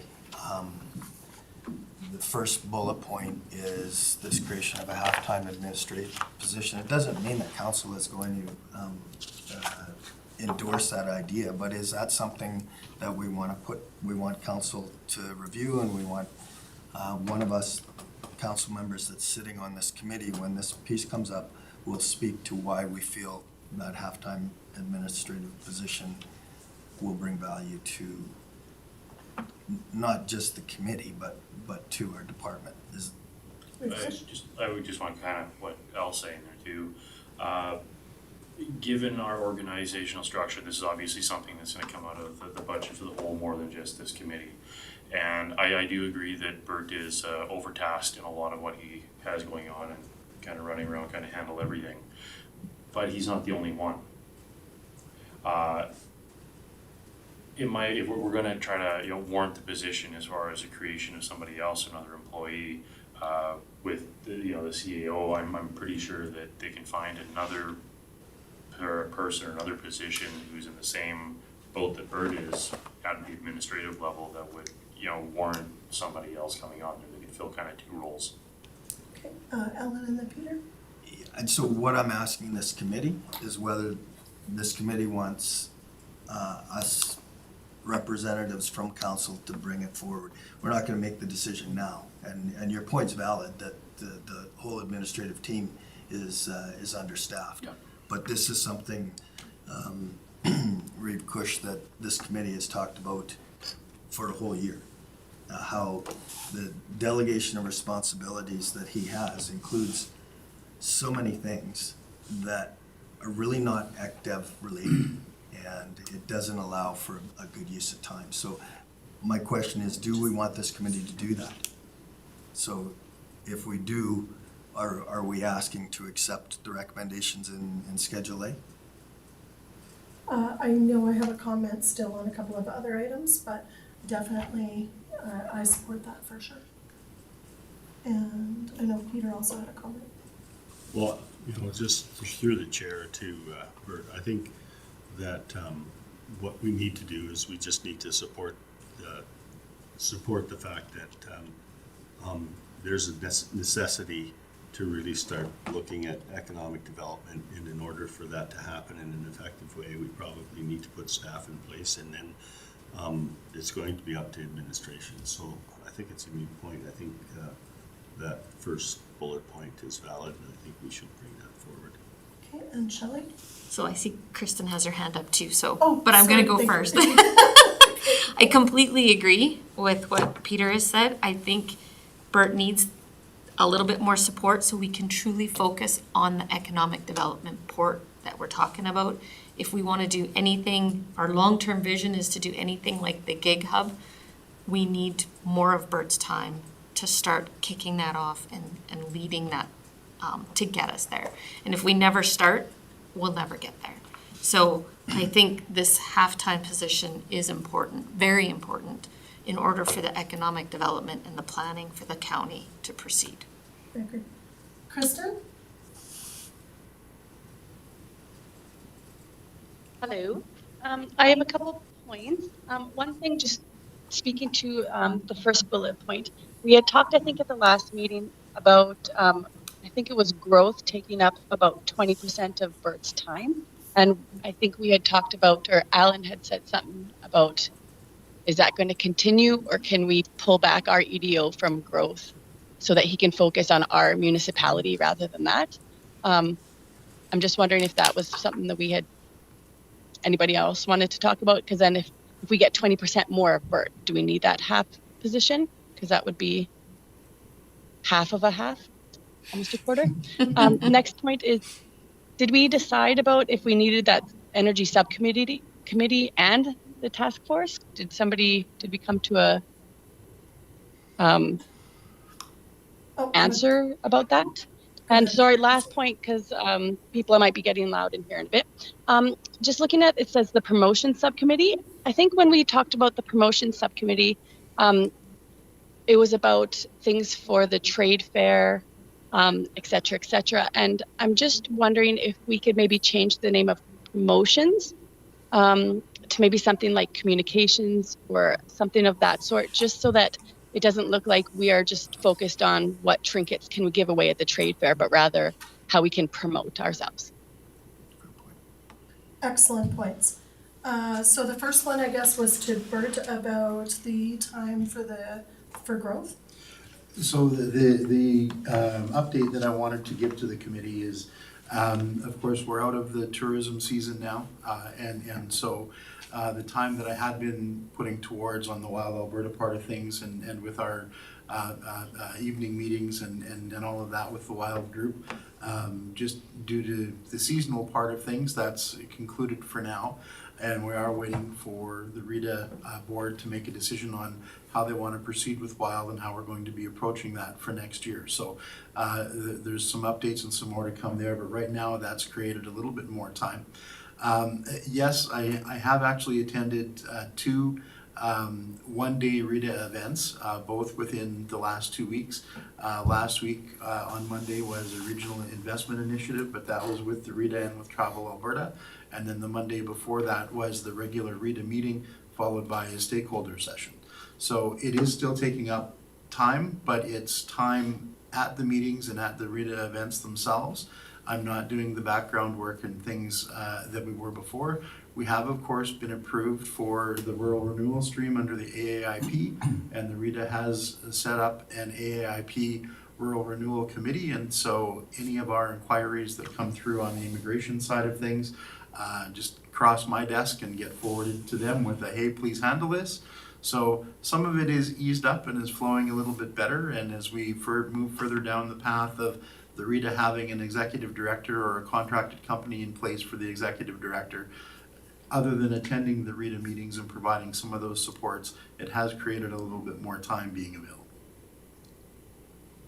Alan? So for clarity, 20%, 10%? Well, I'm gonna say probably 2 days a month. So, but that would be, read a 10%. meeting and, yeah. Okay, so, Yeah. so we're gonna get half of that back, Kristen. Okay. And then your next question in regards to the energy subcommittee. From what I understood from our discussion, and my question to the committee is, do we want to maintain the energy subcommittee as a subcommittee until or if a energy transition committee is created, transition task force? Ellen? Yeah, I think that's logical. Like, I let's see what happens, and then if that transition committee does render the energy subcommittee moot, which I don't think it will, 'cause I think they'll have different things to talk about, we can make that decision then. Okay.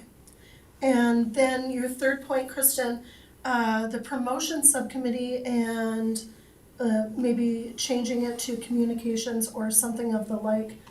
This is something as well, I know Crystal and I were also both had a discussion and were involved in the creation of that subcommittee at the time.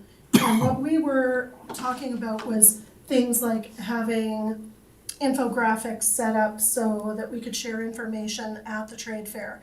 It was more about promotion of the county and promotion of our business community in things of that like, of maybe open houses, I think was what we were getting at, as opposed to, whether it was like certain items of swag to get.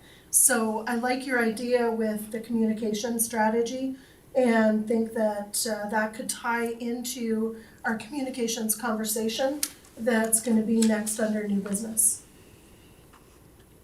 So I'd be prepared to make a motion then to amend Schedule A, promotion subcommittee, and call that the communication subcommittee, and have this committee recommend those items as in Schedule A, including that amendment, to be considered in the 2024 budget deliberations. Really long motion. Not sure if you got all that. So I've switched over to communications, and I was in the process of writing everything down, but I do want to add a friendly comment with that. Any comment on the Sustainable Growth Task Force or on YOLO Nomads? Do we want to make any other changes to the schedule? But I don't know what the committee says. Quickly, I know, sorry Bert, you said in regards to YOLO Nomads, or what was the other one? The Sustainable Growth Task Force that you had mentioned earlier. Okay, I think the Sustainable Growth Task Force, that's something, how does that fit into what you were asking about, Peter? Like, is that something we could build on that? I think that's what we can build on. I'm happy if we're moving in that direction.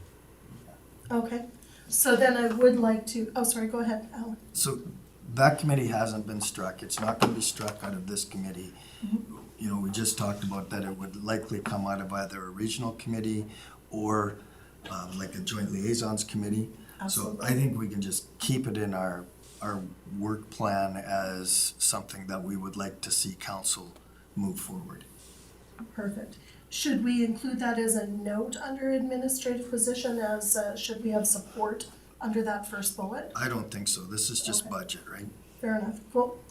Okay, and the only other thing I know, under the bullet for implementing contact management systems such as Alberta Business Counts, this is something, I think we do need to keep it on here as far as a funding question and so on for the budget.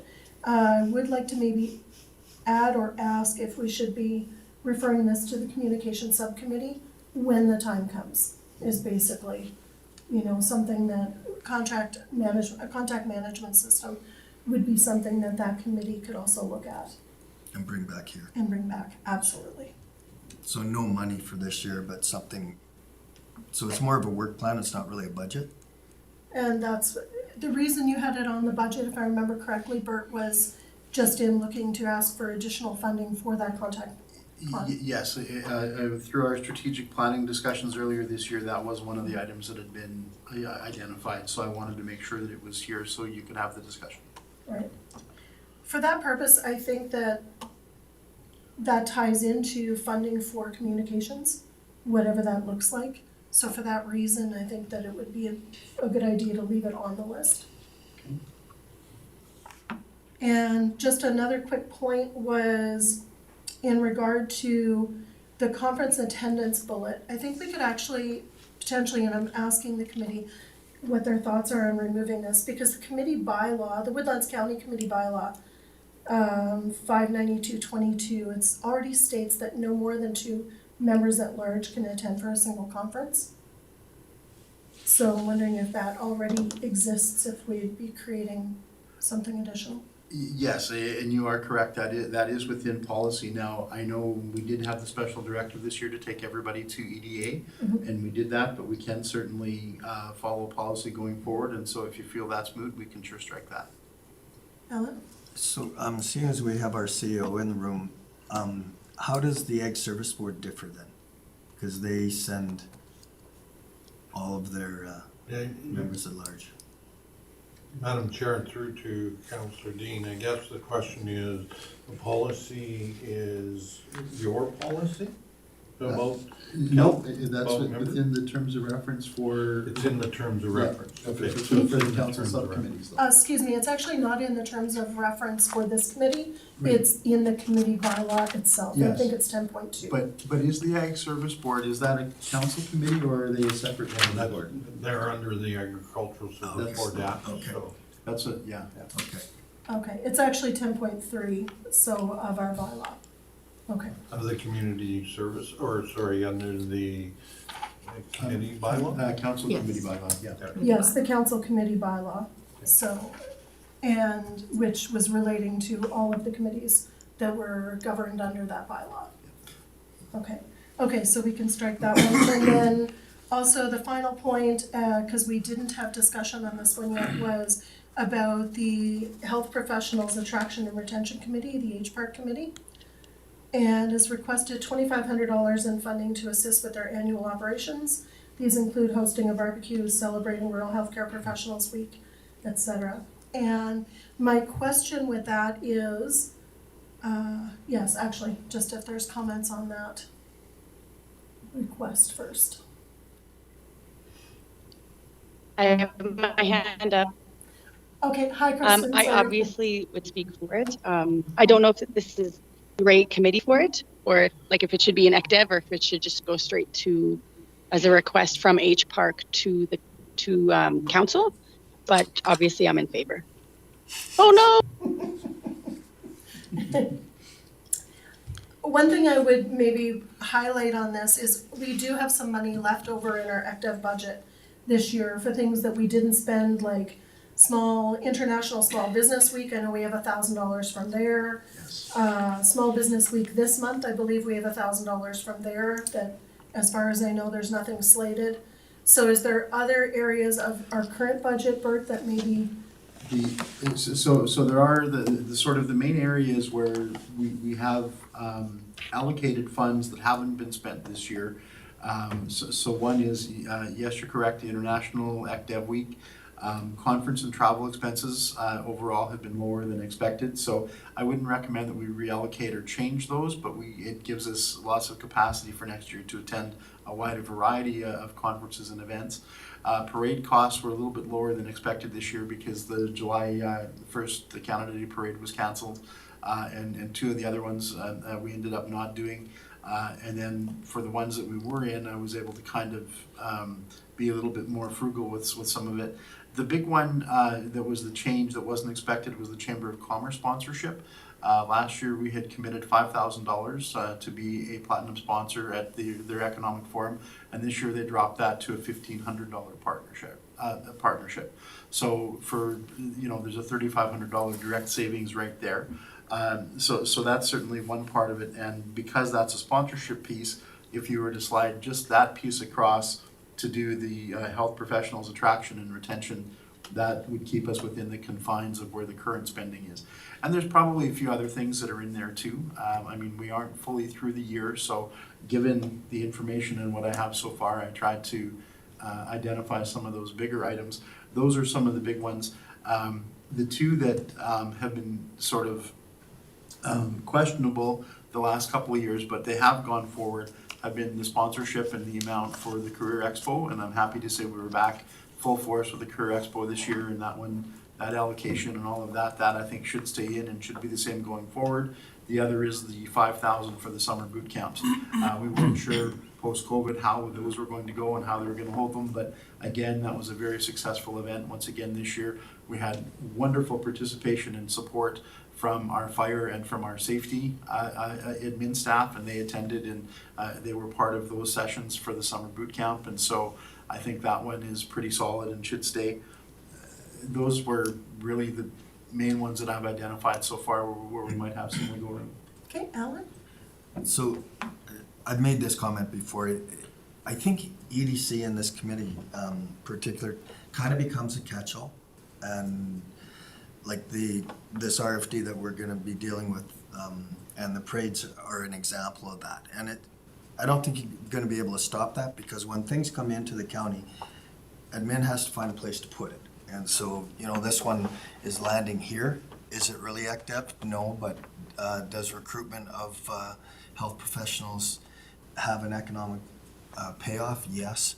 So I'd like to keep that in there, and with the understanding that, you know, Bert is actively managing the budget and making sure we stay on budget. And if we don't spend the whole budget, that's good news. We don't have to spend our budget, right? So,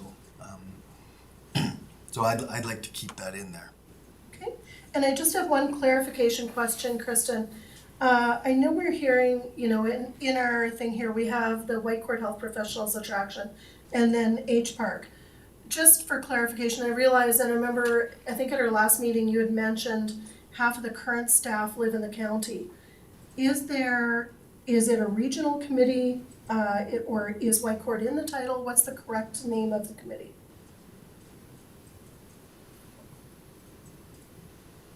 The correct title is Health Professionals Attraction and Retention Committee. It is not Whitecourt, but it is chaired, like the EDO from Whitecourt does the admin work for it.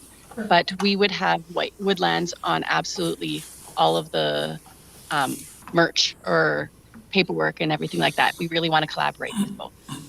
Awesome. Okay, I just wanted to clarify that.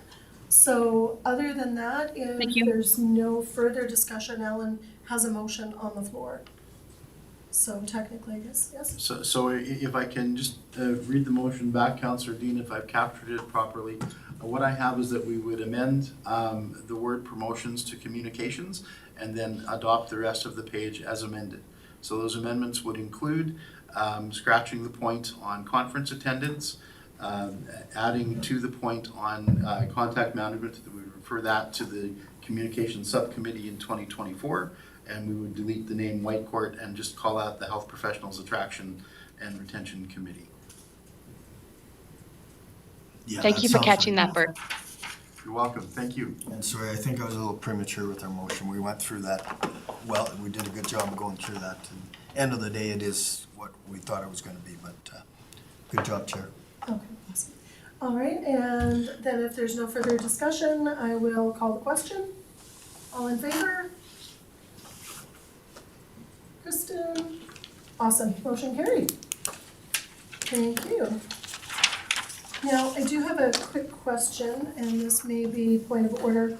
That motion is carried, but under 6.1 new business, with the pages that you had attached to the budget, Bert, I did have just a couple of quick clarification questions. And specifically on page 38 of 78, you had Economic Development Committee and the Woodlands Economic Development Committee are two separate line items.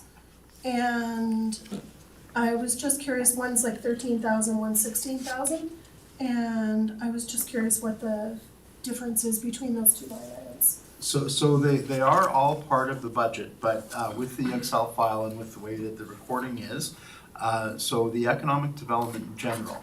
So when you see so anything that is economic development is marked as a number 69.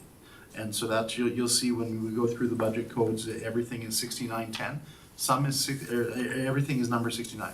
Some items are 6910, some are 6920, some are 6940, some are 6950. That's the breakdown. So it is all part of budget number 69 of the economic development budget. It's just that when you break these pages out, the items that are number 10 are the ones that are generally the general spending. The sponsorship page of it, you'll see those are marked as 6910s towards the end, but then you get into the 6919s, which is some of the professional development. The 6940s is the honoraria, and that's generally the Economic Development Board and all of that. So that's on page 41 of 78. And then the last part would be the 6950, which is just some of the other Woodlands County economic development expenditures. So that gets into the parades, the county promotions, so the advertising costs, some of those things. So that's just the way that they break it down. At the end of the day, the number to look at is that bottom number for the 2024 and 23 budget and budget to actual. And our total that we will have going forward, based on the 1% increase, would be 267,719 slated for our total budget for next year. Okay, cool. And, oh, sorry, go ahead, Alan. Will you finish your thought? Just on the bottom of page 39, just up from the bottom under contract services, this is the budget for 24. I am just looking for clarification. It appears that we have Paige Webster on a $1,500 retainer. Then on the next page, it shows that we have this SiteLink sponsorship going forward for $5,000 to include 2 people for attendance. So I'm curious. Yeah, no, and that was just because this is last year's budget reprinted, and with everything added, and so that was just one of the notes that didn't get changed. So there would be that 21.5 in there, but for the 2024, that's not dedicated to Paige Webster at the moment. We did have that in the budget last year, but that would just be part of 21.5 budget item total. Okay, so I just wanted, so for clarification that we are not paying him outside of attending the conference. We've got nothing slated to go to him at this point in time, no. But in the budget last year, I can't remember whether it was either prior to or after SiteLink. I think it was prior to. We ended up with the payment for him to come, and we did the scouting and we did the layout and we did all of that. And I believe that's what that 1,500 had been slated for initially. Okay, go ahead, Alan. So coming back to Bert then, as you mentioned, so I've a question and a comment. The 267,719, which is last year's budget plus the 1%, we are going to be asking for a halftime position, so you're going to do some calculations as to what that would cost, and that will come forward in the budget that will be presented to council? That's a wonderful question, Mr. Frank, and thank you. Madam Chair, through to Councillor Dean, and again, I'm here to give you a little idea of the process that we go through when we do budget processing, right? So we went to council earlier this year to get our understanding of where council wants to deal with the 2024 budget, and as a result, council continued on the financial recovery. So we're looking at a 1% increase in expenditures with a 3% increase in tax revenue, which has to take into some considerations of inflation that we use that money. So the staff have until this Friday to prepare their budget and present them next week to the CAO along with the Director of Corporate Services. We go through the entire budget to understand what they're looking at. They've all been told to look at efficiencies at the same time. And once we're know from a perspective where they want to go with their department, we then take that and combine them all into the entire budget, and then we review that for overall to meet council's mandate, right?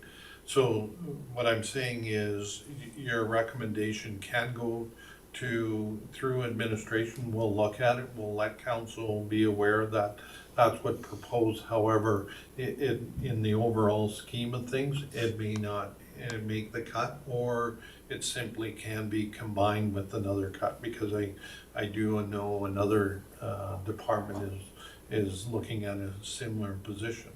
One of the other things that I do and mention to this committee as a whole, you're one of 3 committees that staff asked for input. The other 2 is the community services and ASB. And we do take your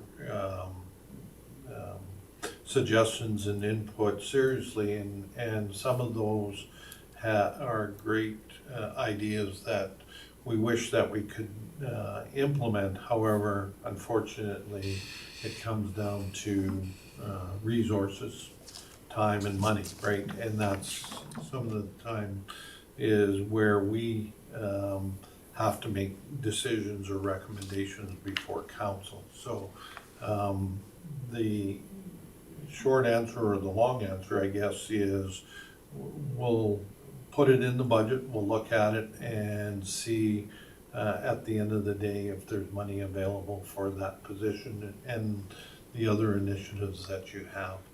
The other thing I think is important to, once council sets the budget, I make it very clear to the staff, they have flexibility to move money within their budgets. And for those that have committees, they are to inform their committee that they can move money around within their budget. As again, if it's not identified in the budget, i.e., I don't know, you guys want to go to a new conference that came up and it wasn't identified in the budget, but you have another conference that you identified, you can then reallocate that money within the budget. But if you're reallocating to a new, say you want to buy some promotional item or something for whatever reason, then that amount would then have to go through the proper channels for approval and stuff like that. Right. So again, staff are told to manage their funds appropriately and move allocation within the allocation, but it has to be justified and accountable for it, so. Okay, thank you. Go ahead, Alan. And just to provide a little more clarity on that, essentially, it's going to be a wish list, Of course. right? And council will evaluate whether it makes the grade. We had put money into our budget, the 23 budget, for a financial manager position. We still haven't filled that position. So, that position was, administration made a strong case why that position was necessary. Council decided to fund that position, but we haven't found anybody. So that same process would apply here is what I'm thinking. And essentially, yeah. Okay, so I have a couple of comments to add to that. One, you bring up a good point. If that position was created this year and not filled, then there was room in that 2023 budget, potentially, just thinking something for council to think about, would be a 1-year position and using that funding that wasn't used from this year forward, if that's something. No, Okay. that won't be carried forward. Just, it doesn't hurt to ask. It doesn't work that way. But in regards to the other vacancies on the admin team and how that impacts the AcDev budget. So I definitely realize that all of administration has been run short. And I think also, and something Peter's mentioned and we've all mentioned, is that we have to find a way to get more resources into economic development. And one of the biggest things is now we're coming into, with the economic recovery plan and so on that has been in place in the county, it's, I think, done a great job and certainly is much further ahead of where we were a number of years ago. Something to look at, though, is that we can't cut our way out of a revenue problem.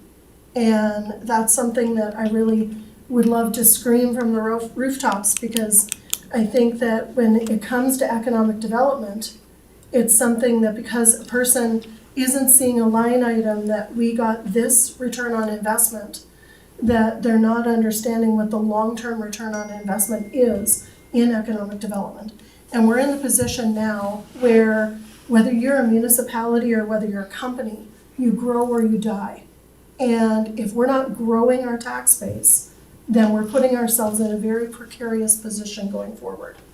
And I think that there is a lot of those arguments that could be made for why economic development has to become a priority. Obviously, infrastructure is a priority. You know, we realize we can't have roads. If we don't have roads, we can't have businesses. You know, so I'm not blind to what's going on in the rest of the county. But that being said, and with that argument in place, one of my questions is specifically as for you as CIO, what would it take to make, what has to happen to make it a yes for you to stand behind this halftime person? Sorry, one more time, I guess? Did you What say- situation has to happen for it to become a yes for you to prioritize yes. recommending it to council? Well, and again, the information will be presented to council, whether or not the information makes our administrative list is yet to be determined, because, again, one of the exercises that administration is presently doing is again, looking at our workforce in 2019 before the financial recovery, and then where we're at to date, and how we replace some positions. There are new positions that have been created as a result of holes in our organization, to put it that way. Again, for those that may not know, economic development did have a 1.5-time position at one point in time, and I believe, was it before the cuts? It was before the cuts that we had cut. Yes, yeah, because when I started in 2018, I had I'd been person for about a half a day a month. Yeah. Half a day a month? The short answer is council will make the decision. Yes. Okay, and I just wanted to clarify and ensure that it is being brought forward to council as part of the budget. Okay. All right, I think, Bert, we should move on to 6.2. Very well, thank you very much, everyone. And so with 6.2, this is the communications. Oh, this is the, Yes. the other part. Yeah, good. Thank you, Mr. Frank. I know Mr. Frank's got a busy time schedule this morning, but yeah, he wanted to make time to be here for us. So very quickly, our recommendation here is to accept the discussion as information. The background, though, this comes out of our discussion at our last meeting with the motion that Kristen had put forward, that we discuss communications, including how to communicate internally, externally, into varying demographic audiences. And so with that, we have an opportunity now to sort of do a bit of a discussion about what kind of communications we would like to see coming from the committee, and what input we would have towards all of our existing communications efforts. And I'm excited to have Mr. Frank here for this, and as Reeve Cush is on the panel at the Chamber Economic Forum on Wednesday, and we're getting his notes ready for his presentation for that event. It's timely to have Reeve Cush here as well, so thank you both. Awesome. Okay, and did you want to speak to this first, Kristen? Do you want to I speak think to it? what I can talk this morning was Did anybody else want? YOLO Nomad did a lot of the speaking for me. I think they just said that all of their communication is done on Instagram and Facebook. And if our Economic Development Committee has zero presence on those networks, then we are losing the ability to communicate with the majority of our small businesses, because the majority of small businesses aren't going to call Bert. Or that's not the way they operate, and that's not where the events are shared and all that stuff. And so I think we really need to have some sort of presence. Absolutely. There's something I'd like to add to this discussion as well, and it kind of highlights some of the discussions that we had attended at the EDA were in regard to the differences in how different generations communicate and how they're doing business. So for example, the research shows that connecting with business owners over the age of 43, so basically older than millennials is that age group that we're looking at. Their methods of communication, the top 5 ways, are local community events, chambers of commerce, direct mail, workshops and seminars, and referrals. And I think that this has been actually a really strong part of how our ECDEV, has been operating.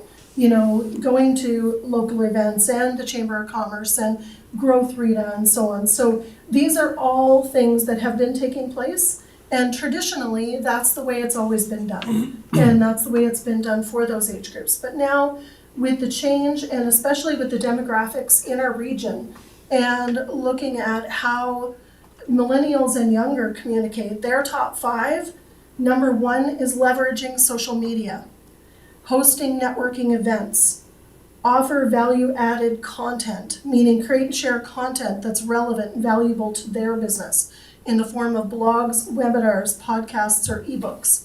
Partner with local institutions, like collaborating with local educational institutions or business associations, and providing access to young entrepreneurs and business owners. And the 5th one is providing mentorship opportunities.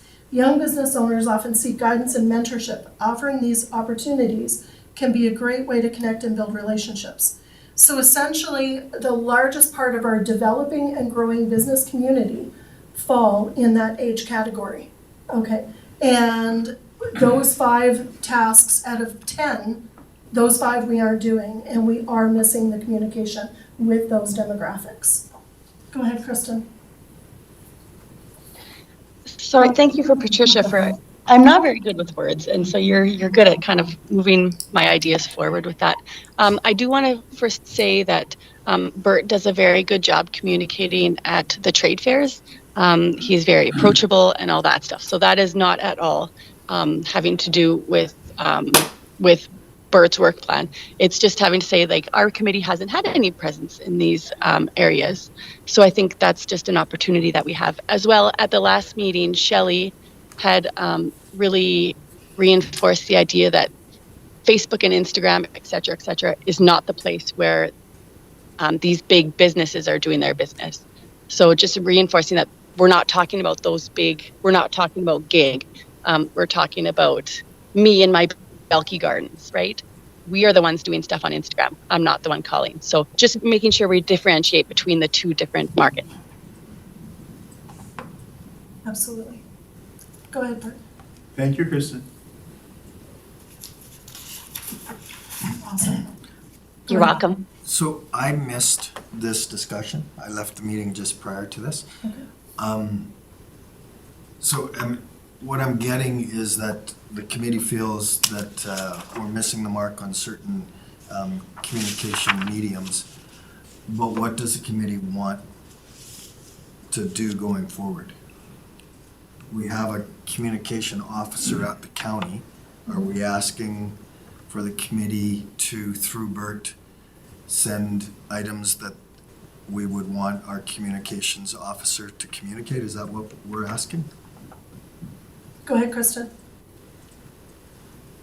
I think in essence, yes, because like one thing, I think where this discussion spurred from was I thought there was a need to highlight the fact that our county, you don't need a business permit.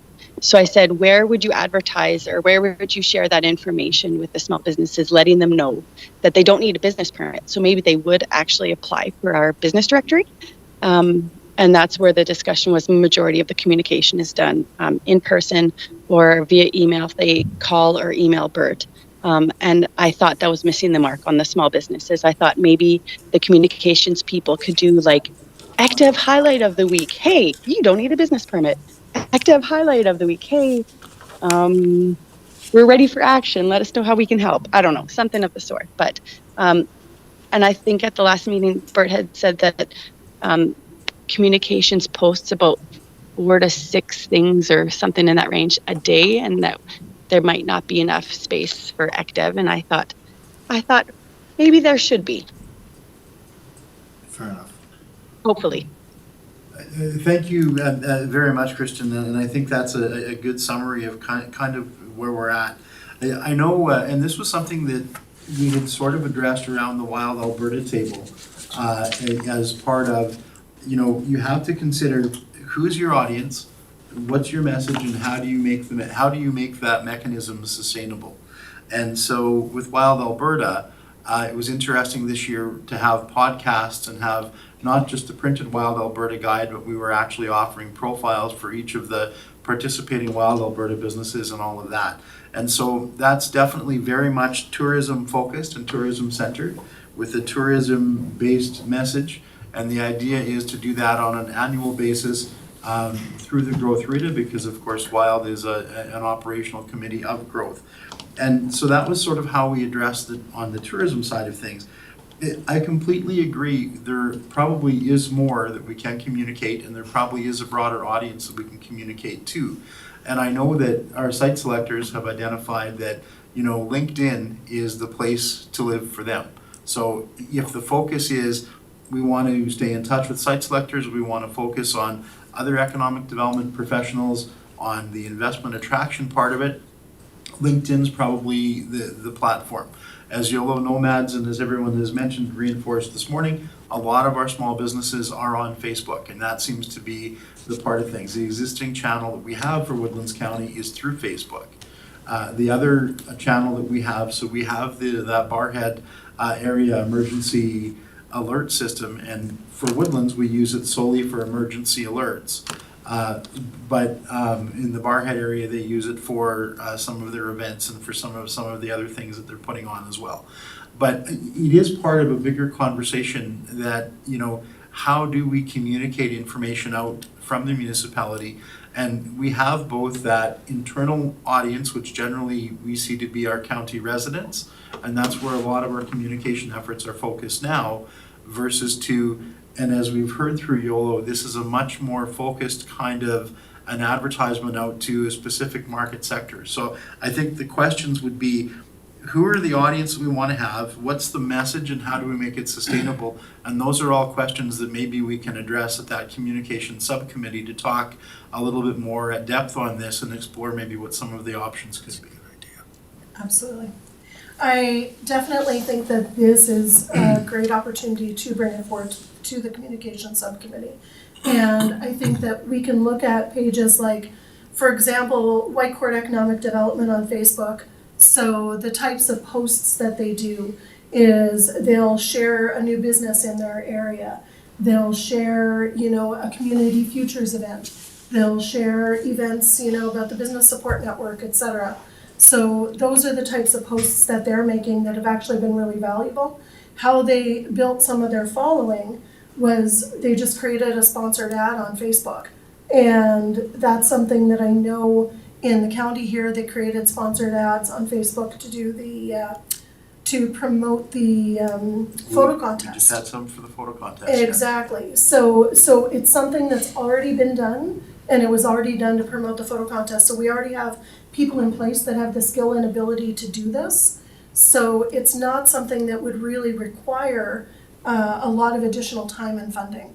It's something that literally now, if, for example, if it's 10% of your Bert's time has been freed up with growth, then I think that might be something that we could really help in conjunction with this committee and look at a page like that where we can really highlight some of our small businesses and some of the functions that are going on. Go ahead, Alan. So could we, I'd be prepared to make a motion to refer this conversation to that committee to come up with a strategy and I haven't made the motion yet, but I'm thinking that, the formation of the new committee will take place in November. So maybe at that November meeting, we can forward this on to the subcommittee. Absolutely. So then the motion I'd make is that the Economic Development Committee forward to the November meeting communications discussion to the communications subcommittee. Sorry, go ahead, Mr. Frank. Madam Chair, members of the committee, is I want to give you an overall understanding of our communication department or our services that we provide. Up until 4 years ago, Woodlands County didn't have a communication department. And the emphasis was put on council to ensure that communication was a priority. And as a result, that department has grown to 1.5 person, with the understanding the other half of that person does our IT stuff, so it's the same person.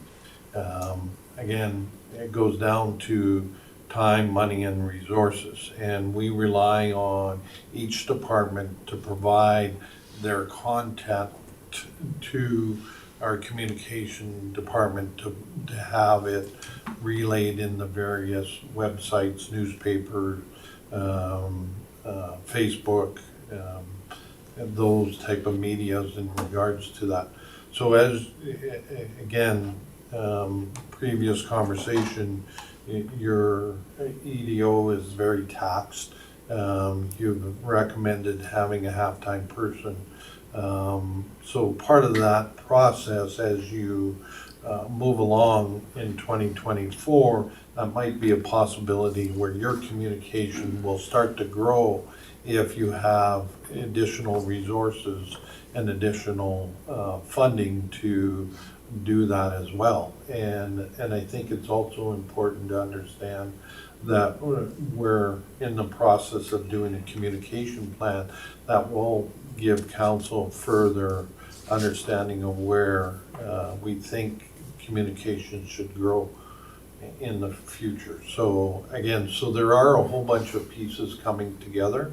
I think, and again, I'm not disagreeing with the motion. I think it's just that committee might be just a little bit premature in some of their recommendation, but again, with the understanding that we're getting there. And, you know, thank you for your comment. Respectfully, I know there's a lot of businesses 4 years ago that weren't operating online that are now. You know, so our communication and the way we do communication and the way we do business, it has changed exponentially over the last 10 years. You know, so that's something that it's difficult for us to keep up with as a municipality, and that part I can definitely appreciate. But part of, you know, highlighting the communication piece, and the point behind that has been, is that there's, based on the demographic of the age group, we're looking at potentially 75 or 80% of our businesses that we are not communicating with in the way that they communicate. So then my question to administration would be, is can we look at tasking administration to come back to the committee with recommendations on what they can remove from the EDO's work plan in order to ensure that there's time in his, basically in his schedule to be able to communicate with these businesses? Madam Chair, the answer is no, you can't task administration, however you can. Sorry, can we ask? You can you can task the EDO to do that same task, and he would make that recommendation through us, right? Again, I'm not, I understand your thing, he would do the work, right? Of course, that's, I mean, like, is to ask, sorry, then to ask. He needs admin too. Exactly, that's what I was getting at, but thank you for the correction. But So- that's a little bit ahead, right? Like if we're at the committee level, if we're gonna have a discussion, and then we're gonna come up with a want list, then Bert's gonna be able to come back to the committee whether our want list falls within the parameters of the current communication strategy. And we might have to refine it, but, Okay, and Kristen, you have a question? Oh, sorry. Just a sec. I just want to stress the importance of this. Just as you said, so many of our businesses we're just don't have a plan to communicate at all with them. And half of our strategic goals are about small business and communicating with them. So I think that just shows the importance of it.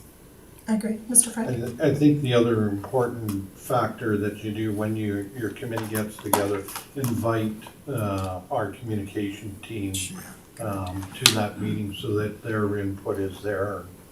Absolutely. makes sense. thank you for that. Okay, and Great. did you want to go ahead with your motion, I Alan? did, I did make a Oh, I'm motion. sorry, Bert. I just had one final comment, and it's just that one of the things that, hampers us a little bit is it's great for us to promote a government program from Woodlands. It's great for us to promote an event. It's great for us to promote the work that our committees do, all of those kinds of things. Even promoting business grand openings is really good. It's just sometimes what happens is we have a business that says, hey, our business is doing this. And it's like, well, okay, that's great. Go and tell the chamber and we'll let the chamber communicate that for you, right? Because often what happens sometimes in the business communications is the businesses themselves feel then that, we should be communicating a message on their behalf.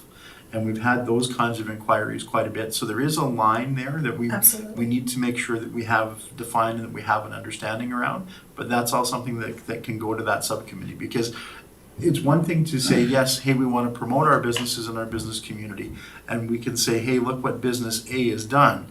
But past experience has shown me that when you do that, then you get businesses C, D, and E go, well, they never did that for us. What the heck's going on, right? So it's just a fine line, that's all. That's excellent. That's an excellent point, and just reflects that, what guidelines would be added to that communication policy. Excellent, thank you. Okay, and so are you clear on Councillor Dean's motion? I think so. So what I have is that we will, from Councillor Dean, refer this conversation to a communication subcommittee meeting. And I know you had mentioned November, we'll have that sort of new committee struck. So I didn't put a time frame, but I just said, I will just say at a future meeting. And with the focus being how to communicate with small business. Perfect. Perfect. Okay, and actually what I'd like to do, if it's okay with the committee, is I'd like to actually skip to 8.2 in case Kristen has We to leave. need to vote on that. Oh, I'm sorry. You have to My apologies. Sorry, we have a motion on the floor. Is there any further discussion on that motion? No, that being said, I'll call the question. All in favor? Kristen, gotcha. Thank you. Thank you, Alan. My newbie showing for sure. So we're Okay. going to A2? Yes, I'd like to go to A2, so. Just to let everybody know, we have a staff appreciation barbecue at noon. Okay. We have a hard stop. Council's looking for us. Oh, awesome. Okay, Yes, I then we agree. will do our best here. So moving on to A2. Patricia, Yes, sorry, I have a point of order question, absolutely. sort of. Can you hear me? Yes, loud and clear. Sorry. If you're skipping 7.2, or just, I just have a quick question about it, 2 questions. My intent was to come back to it. I just wanted to do 8.2 first. Okay, sounds good. That was all. Okay, alrighty. Sorry. Okay, go ahead. Thank you very much. So I am very proud to be sitting here next to our Reeve Cush. We had a conversation going back a couple of weeks ago talking about some of the possibilities and some of the ways in which we might be able to sort of build some local camaraderie and to show that, even though we partner with Whitecourt on many events and on many items, this is maybe one more opportunity for us to further show how when our 2 municipalities are working together well, everybody can benefit. And so the idea is to do a food raiser challenge, and I apologize for the pun, that was my own, not Councillor, not Reeve Cush's. But for for local food banks. And so we had identified the Lunchbox Society being the possible recipient here. There is also the Edson Food Bank Society, which would be the equivalent in Edson. And the idea would be for Whitecourt and Woodlands working together as a team to challenge Yellowhead County and the community of Edson to have each of those respective societies benefit through a fundraising challenge through the first couple weeks of December. And that's about what I've got on it, and I know Reeve Cush is here to speak to more. Okay, Alan?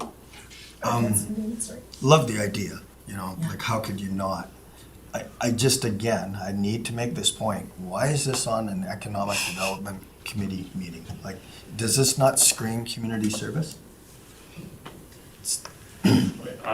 When I got the idea, whenever I was talking to Louise from the Chamber of Commerce, and she had mentioned, we'll say from a business standpoint, there's some of the feedback that she'd been getting from the business communities, that a lot of stuff is kind of stagnant because it just doesn't look like there's much happening between the two municipalities. So I brought this to Bert as a discussion, and it might, be better fitted for another committee, but I also know with this committee, we have members in this committee who want to be more hands-on and more involved, so I came up with the idea more like a subcommittee where they can kind of run with it. But I want to show, well, say the business community essentially, that we are trying to find some way to work together, and I just figured it's kind of like extending an olive branch or working towards them. That was Thanks for the clarity. my bringing for Bert. I think that's a great explanation. And I'd also like to mention that I also think it's a great idea, and I look forward to supporting the project. I do have a quick question, and just in regards to is there a way that we can include Fort Assiniboine in this or other areas? For example, like I know that the benefactor in this part is the Whitecourt Lunchbox Society, but is there a current society or something like that where we can encompass all areas? That we can kind of bring them into The it? Lunchbox program kind of serves both communities. It does, okay, With great. the people that we have around here, if anybody needs, or at least kind of like a food bank drive, and the main hub for that is in Whitecourt, so that's what we were figuring, probably using the Allen and G. Miller Center as like a storage place, because it is a joint facility between the two of us, and Edson has a joint rec facility with them in Yellowhead County, so kind of the comparisons is why we were doing it this way. Go ahead, Bert. To your point as well, so we haven't actually approached the potential rival municipalities yet. Barhead County may also be an opportunity. That was something that I hadn't thought about, was that the Lunchbox may not service that Pembina Hill School Division, but Barhead County would.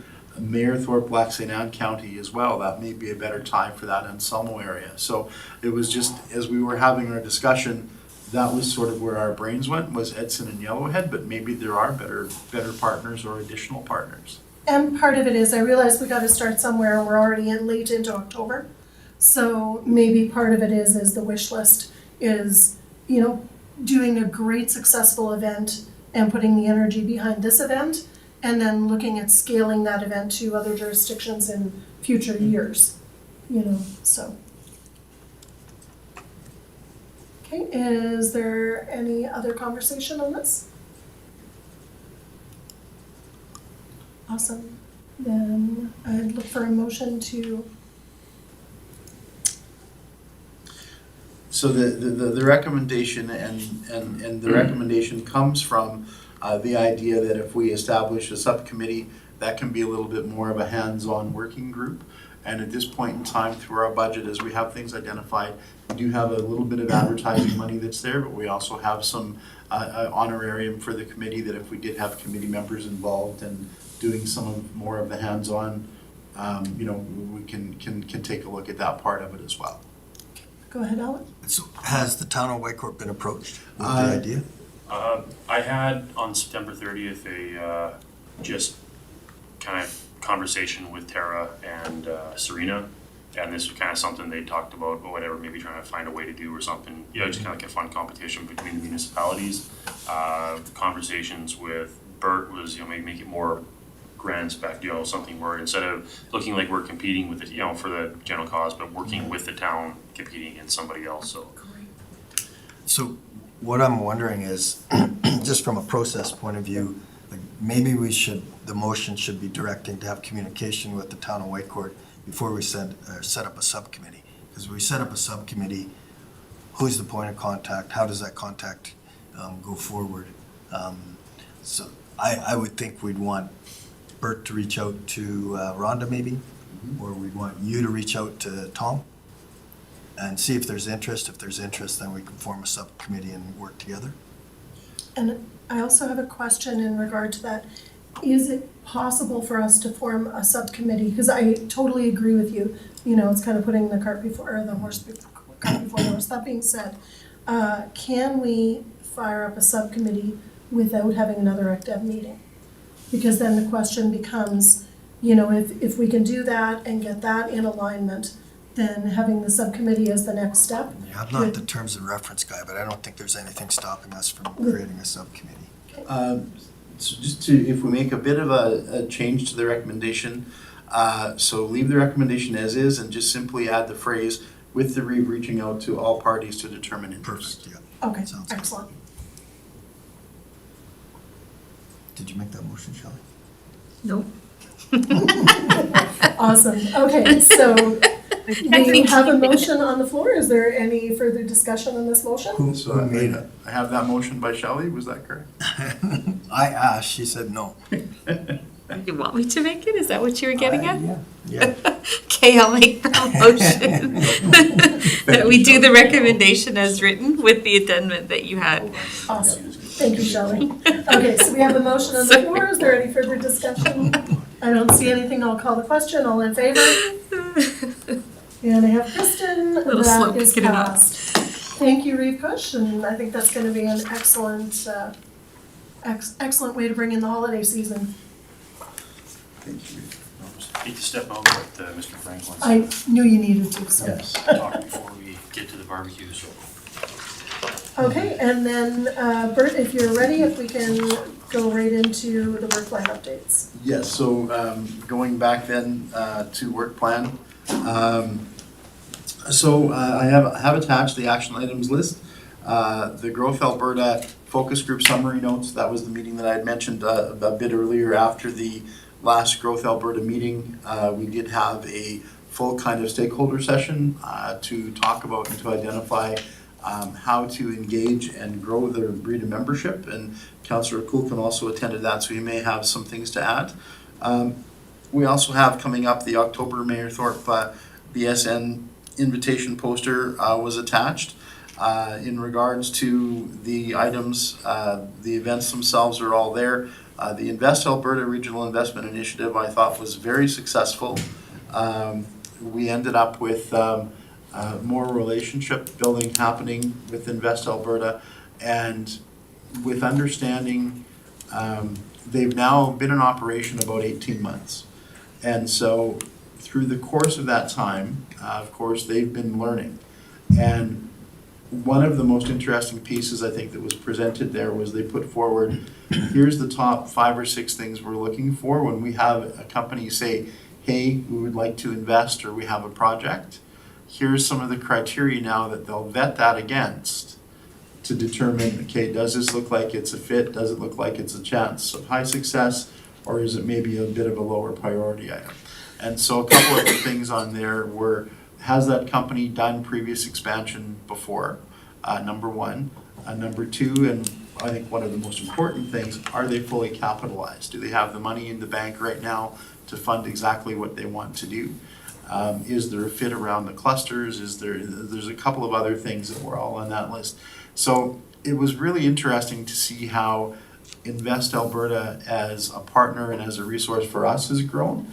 And then we sort of went through the process on when they do get an inquiry, and much as what, reinforcing what we've learned at site selection conferences and some of those things, what's some of the data that we need to come back with right away? How can regions work together to be able to be more appealing for some of the outside investment and some of those things? That was all part of that as well. So it was a very, very good session. Golden Triangle, happy to say that Cindy was at the ASA show this weekend. I don't have numbers or anything yet, but everything is sort of up and running there. And as mentioned, Reeve Kush, as well as 4 of our other councillors, will be at the Economic Forum for the Chamber tomorrow night. So. Awesome. And Kristen, you had a question on this section? My question was the has the strat plan been approved yet? we haven't done any other updates or presentations to council regarding the strategic plan. That was why I wanted to bring as many of those items forward as possible that we talked about onto that budget list on that Schedule A. One of the things that, sorry, can I keep going or no? Yeah, absolutely. One of the things that was on that strat plan was for the business directory, there's supposed to be a monthly update. I'm just wondering if we have an update, and if maybe moving forward, if maybe at the meetings you can just tell us just which new businesses have signed up. Sure, and to my knowledge, we haven't had any new additions to the directory since the last meeting. Okay. Go ahead, Peter. Yeah, I just want to add a little bit to Bert's report there on the focus group. What it actually did was it kind of confirmed the direction that we need to go to develop this RETA the way that it should be developed. That was one of the things, and thank you, Bert, for the arm twisting and stuff that you helped me do there. Another thing that actually came out of it is that there's a real clear understanding that these regional economic development alliances can't work without executive directors, and because they become fractured, because we had a very interesting fracture between the committee and the board of directors. I don't think it was so much intentional as it was just the circumstance of the working board. And so now we're sitting down, I'm sitting down next week to start to reconstruct terms of reference for committees there, because it really created a lot of problems. And so I just want to say thanks, Bert, for a lot of the work that you did there. And I don't think that anybody really understands that if we have an executive director at the growth level, it's going to take a lot of pressure off of Bert, because he has been spending a lot of time there. So just to appreciate the work you did there, Bert. Thank you for that, Peter. And that's something as well I'd like to mention, because I know you guys have both been really dedicated to repairing that process. And having strong RETAs is so important in developing a region. And it's something that I know with this one really struggling, I really want to see it successful and going forward so that it can work for all business partners in the region, or I should say all stakeholders in the region, not business partners alone. And that being said, it is something that, we should look at in a year's time, and hopefully a year from now, we'll be seeing how much improvement has happened from where it's been for these last couple of years. And if for some reason it's not, then we should be having a whole different discussion. Thank you, Alan. Go ahead. So just wondering, Peter, an update. One of the items under the what the RETA needs right now, according to the Reds, is the first one is new members, and there's a few municipalities listed there. Any update on that? We're in the process right now of attracting those members. It's been an ongoing thing for me probably for the last year and a half or 2 years, actually, since I got on the board. And that is to develop the relationships between the municipalities that are actually interested. We've had a lot of help from Nicole and James, actually, in identifying the fact that we have a region here that has a lot of commonalities that we need to attract.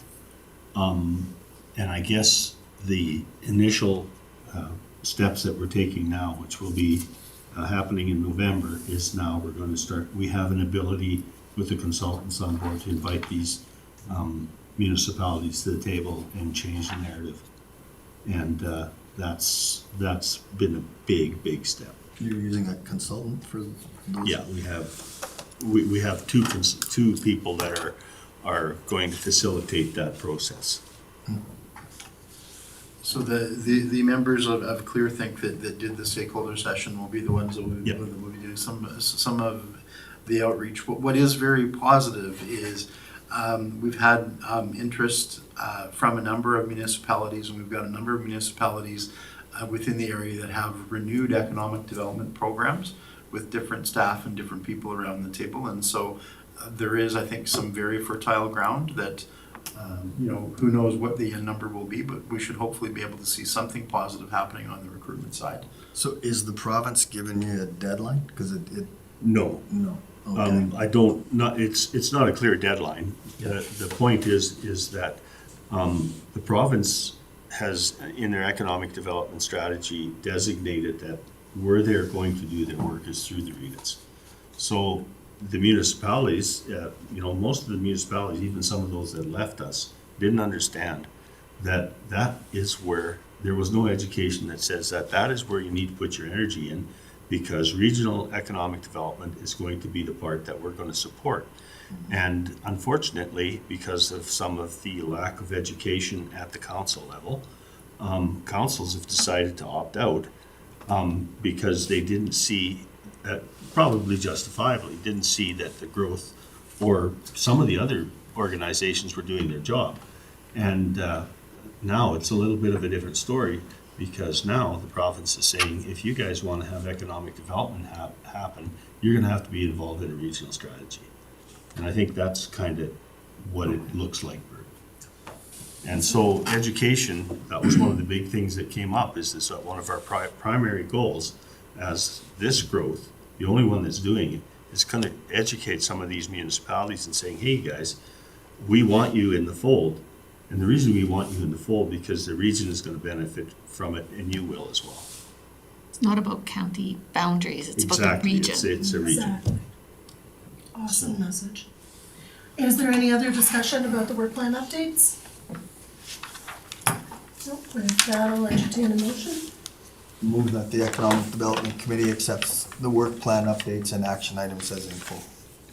No further discussion, I'll call the question. All in favor? Kristen, gotcha. All right, that's carried. So moving on, Bert, to... Thank you, Councillor Dean, and so that moves us past the information items now and on to, that moves us on to the information items, my apologies.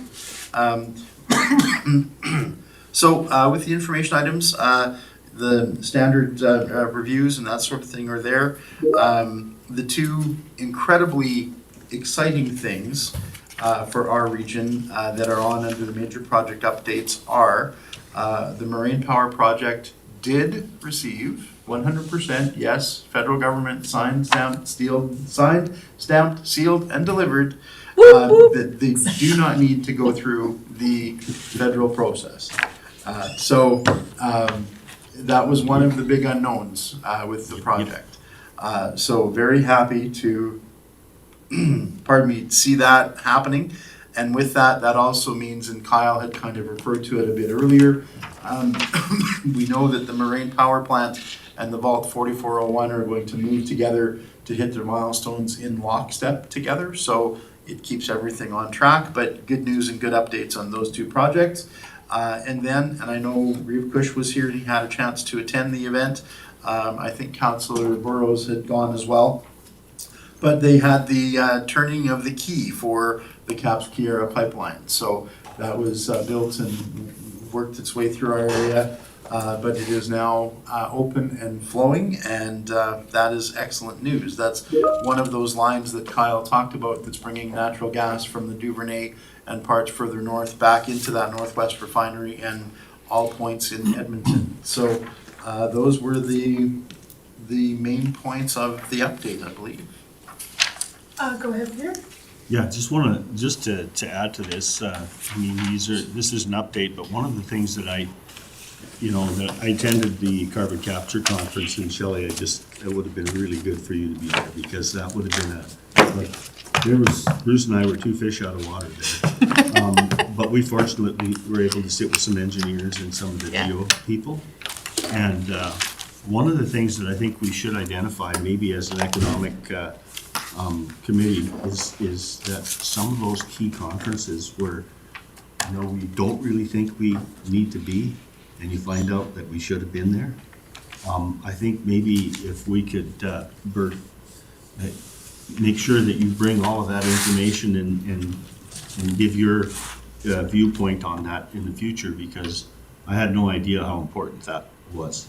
Well, and Thank you for that, you know, and it has been very interesting to see the growth in the number and the variety of conferences over the course of the last couple of years. This year, so we have normally the Growing the North Conference, which is in Grand Prairie, but this year as a one-off, they also hosted the International Business Retention and Expansion BREI International Conference in Grand Prairie this year. Last week, there was just a conference that was held in Wood Buffalo, which was all solely focused on the energy industry, and they were doing the energy hub there. We know on our normal hit list, we have the hydrogen conference and then the energy show. The carbon conference is a relatively new, but it's also sponsored by DMG Events, and so it was good to be there again this year. But they also have, there's the annual update that they do from the industrial heartland, and we don't go to that, which we probably should. That's a one day event in January, usually sells out. And then there's been probably 3 or 4 other ones. We have a 2-day session coming up in Hinton, just in the next couple of weeks on basically community economic development and on some of the training and that kind of thing related to that. And James Tessier, one of our Reds, he's one of the keynote speakers for that one. So there is a plethora of new and different kinds of things that are out there, and that's where, you know, we'll have a little bit more capacity to be able to send people to some of these things, because generally they are a very good way for us to gather information and for us to raise the profile for Woodlands. And it's a rumor as it stands right now, but I believe we actually may see 2 SiteLink conferences held in Alberta next year, one in Fort McMurray, one in Grand Prairie. So yeah, it'll be interesting to see what the next year brings, but there certainly is, as you've recognized, Councillor Fulton, a growing number of conferences.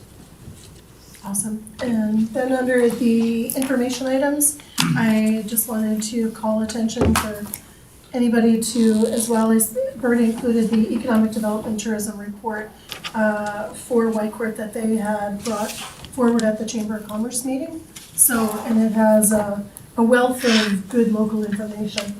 So if we can check that out. Other than that, I entertain a motion to accept the information items. If I'll there's no make a further- motion to accept the items as presented. Okay, I will call the question. All in favor? That is carried. One more. Motion to adjourn. Absolutely, motion to adjourn. That's all in favor, right? No discussion on that one. And that is And it's 12 o'clock. right on the dot. I have to run, so. Yep. Great meeting, thank you. See you, Shelley. Thanks a lot, See you, Shelley. Shelley. Thank you. Is the barbecue in the shop? Out in the shop, yeah. So, excuse me. Oh, I managed to suppress my cough all morning. That was good. We're still Well, recording, right? Most of it. Oh, yes, we are. Kristen, thank you. Or has she left us She's already? gone. Yeah. Okay, we'll get signed off then, and away we go. Thanks for watching, everybody, in YouTube land. You would not believe how many people watch that YouTube. I know. You would think on YouTube there'd be more riveting I things. got to- 23. Interesting. I got 23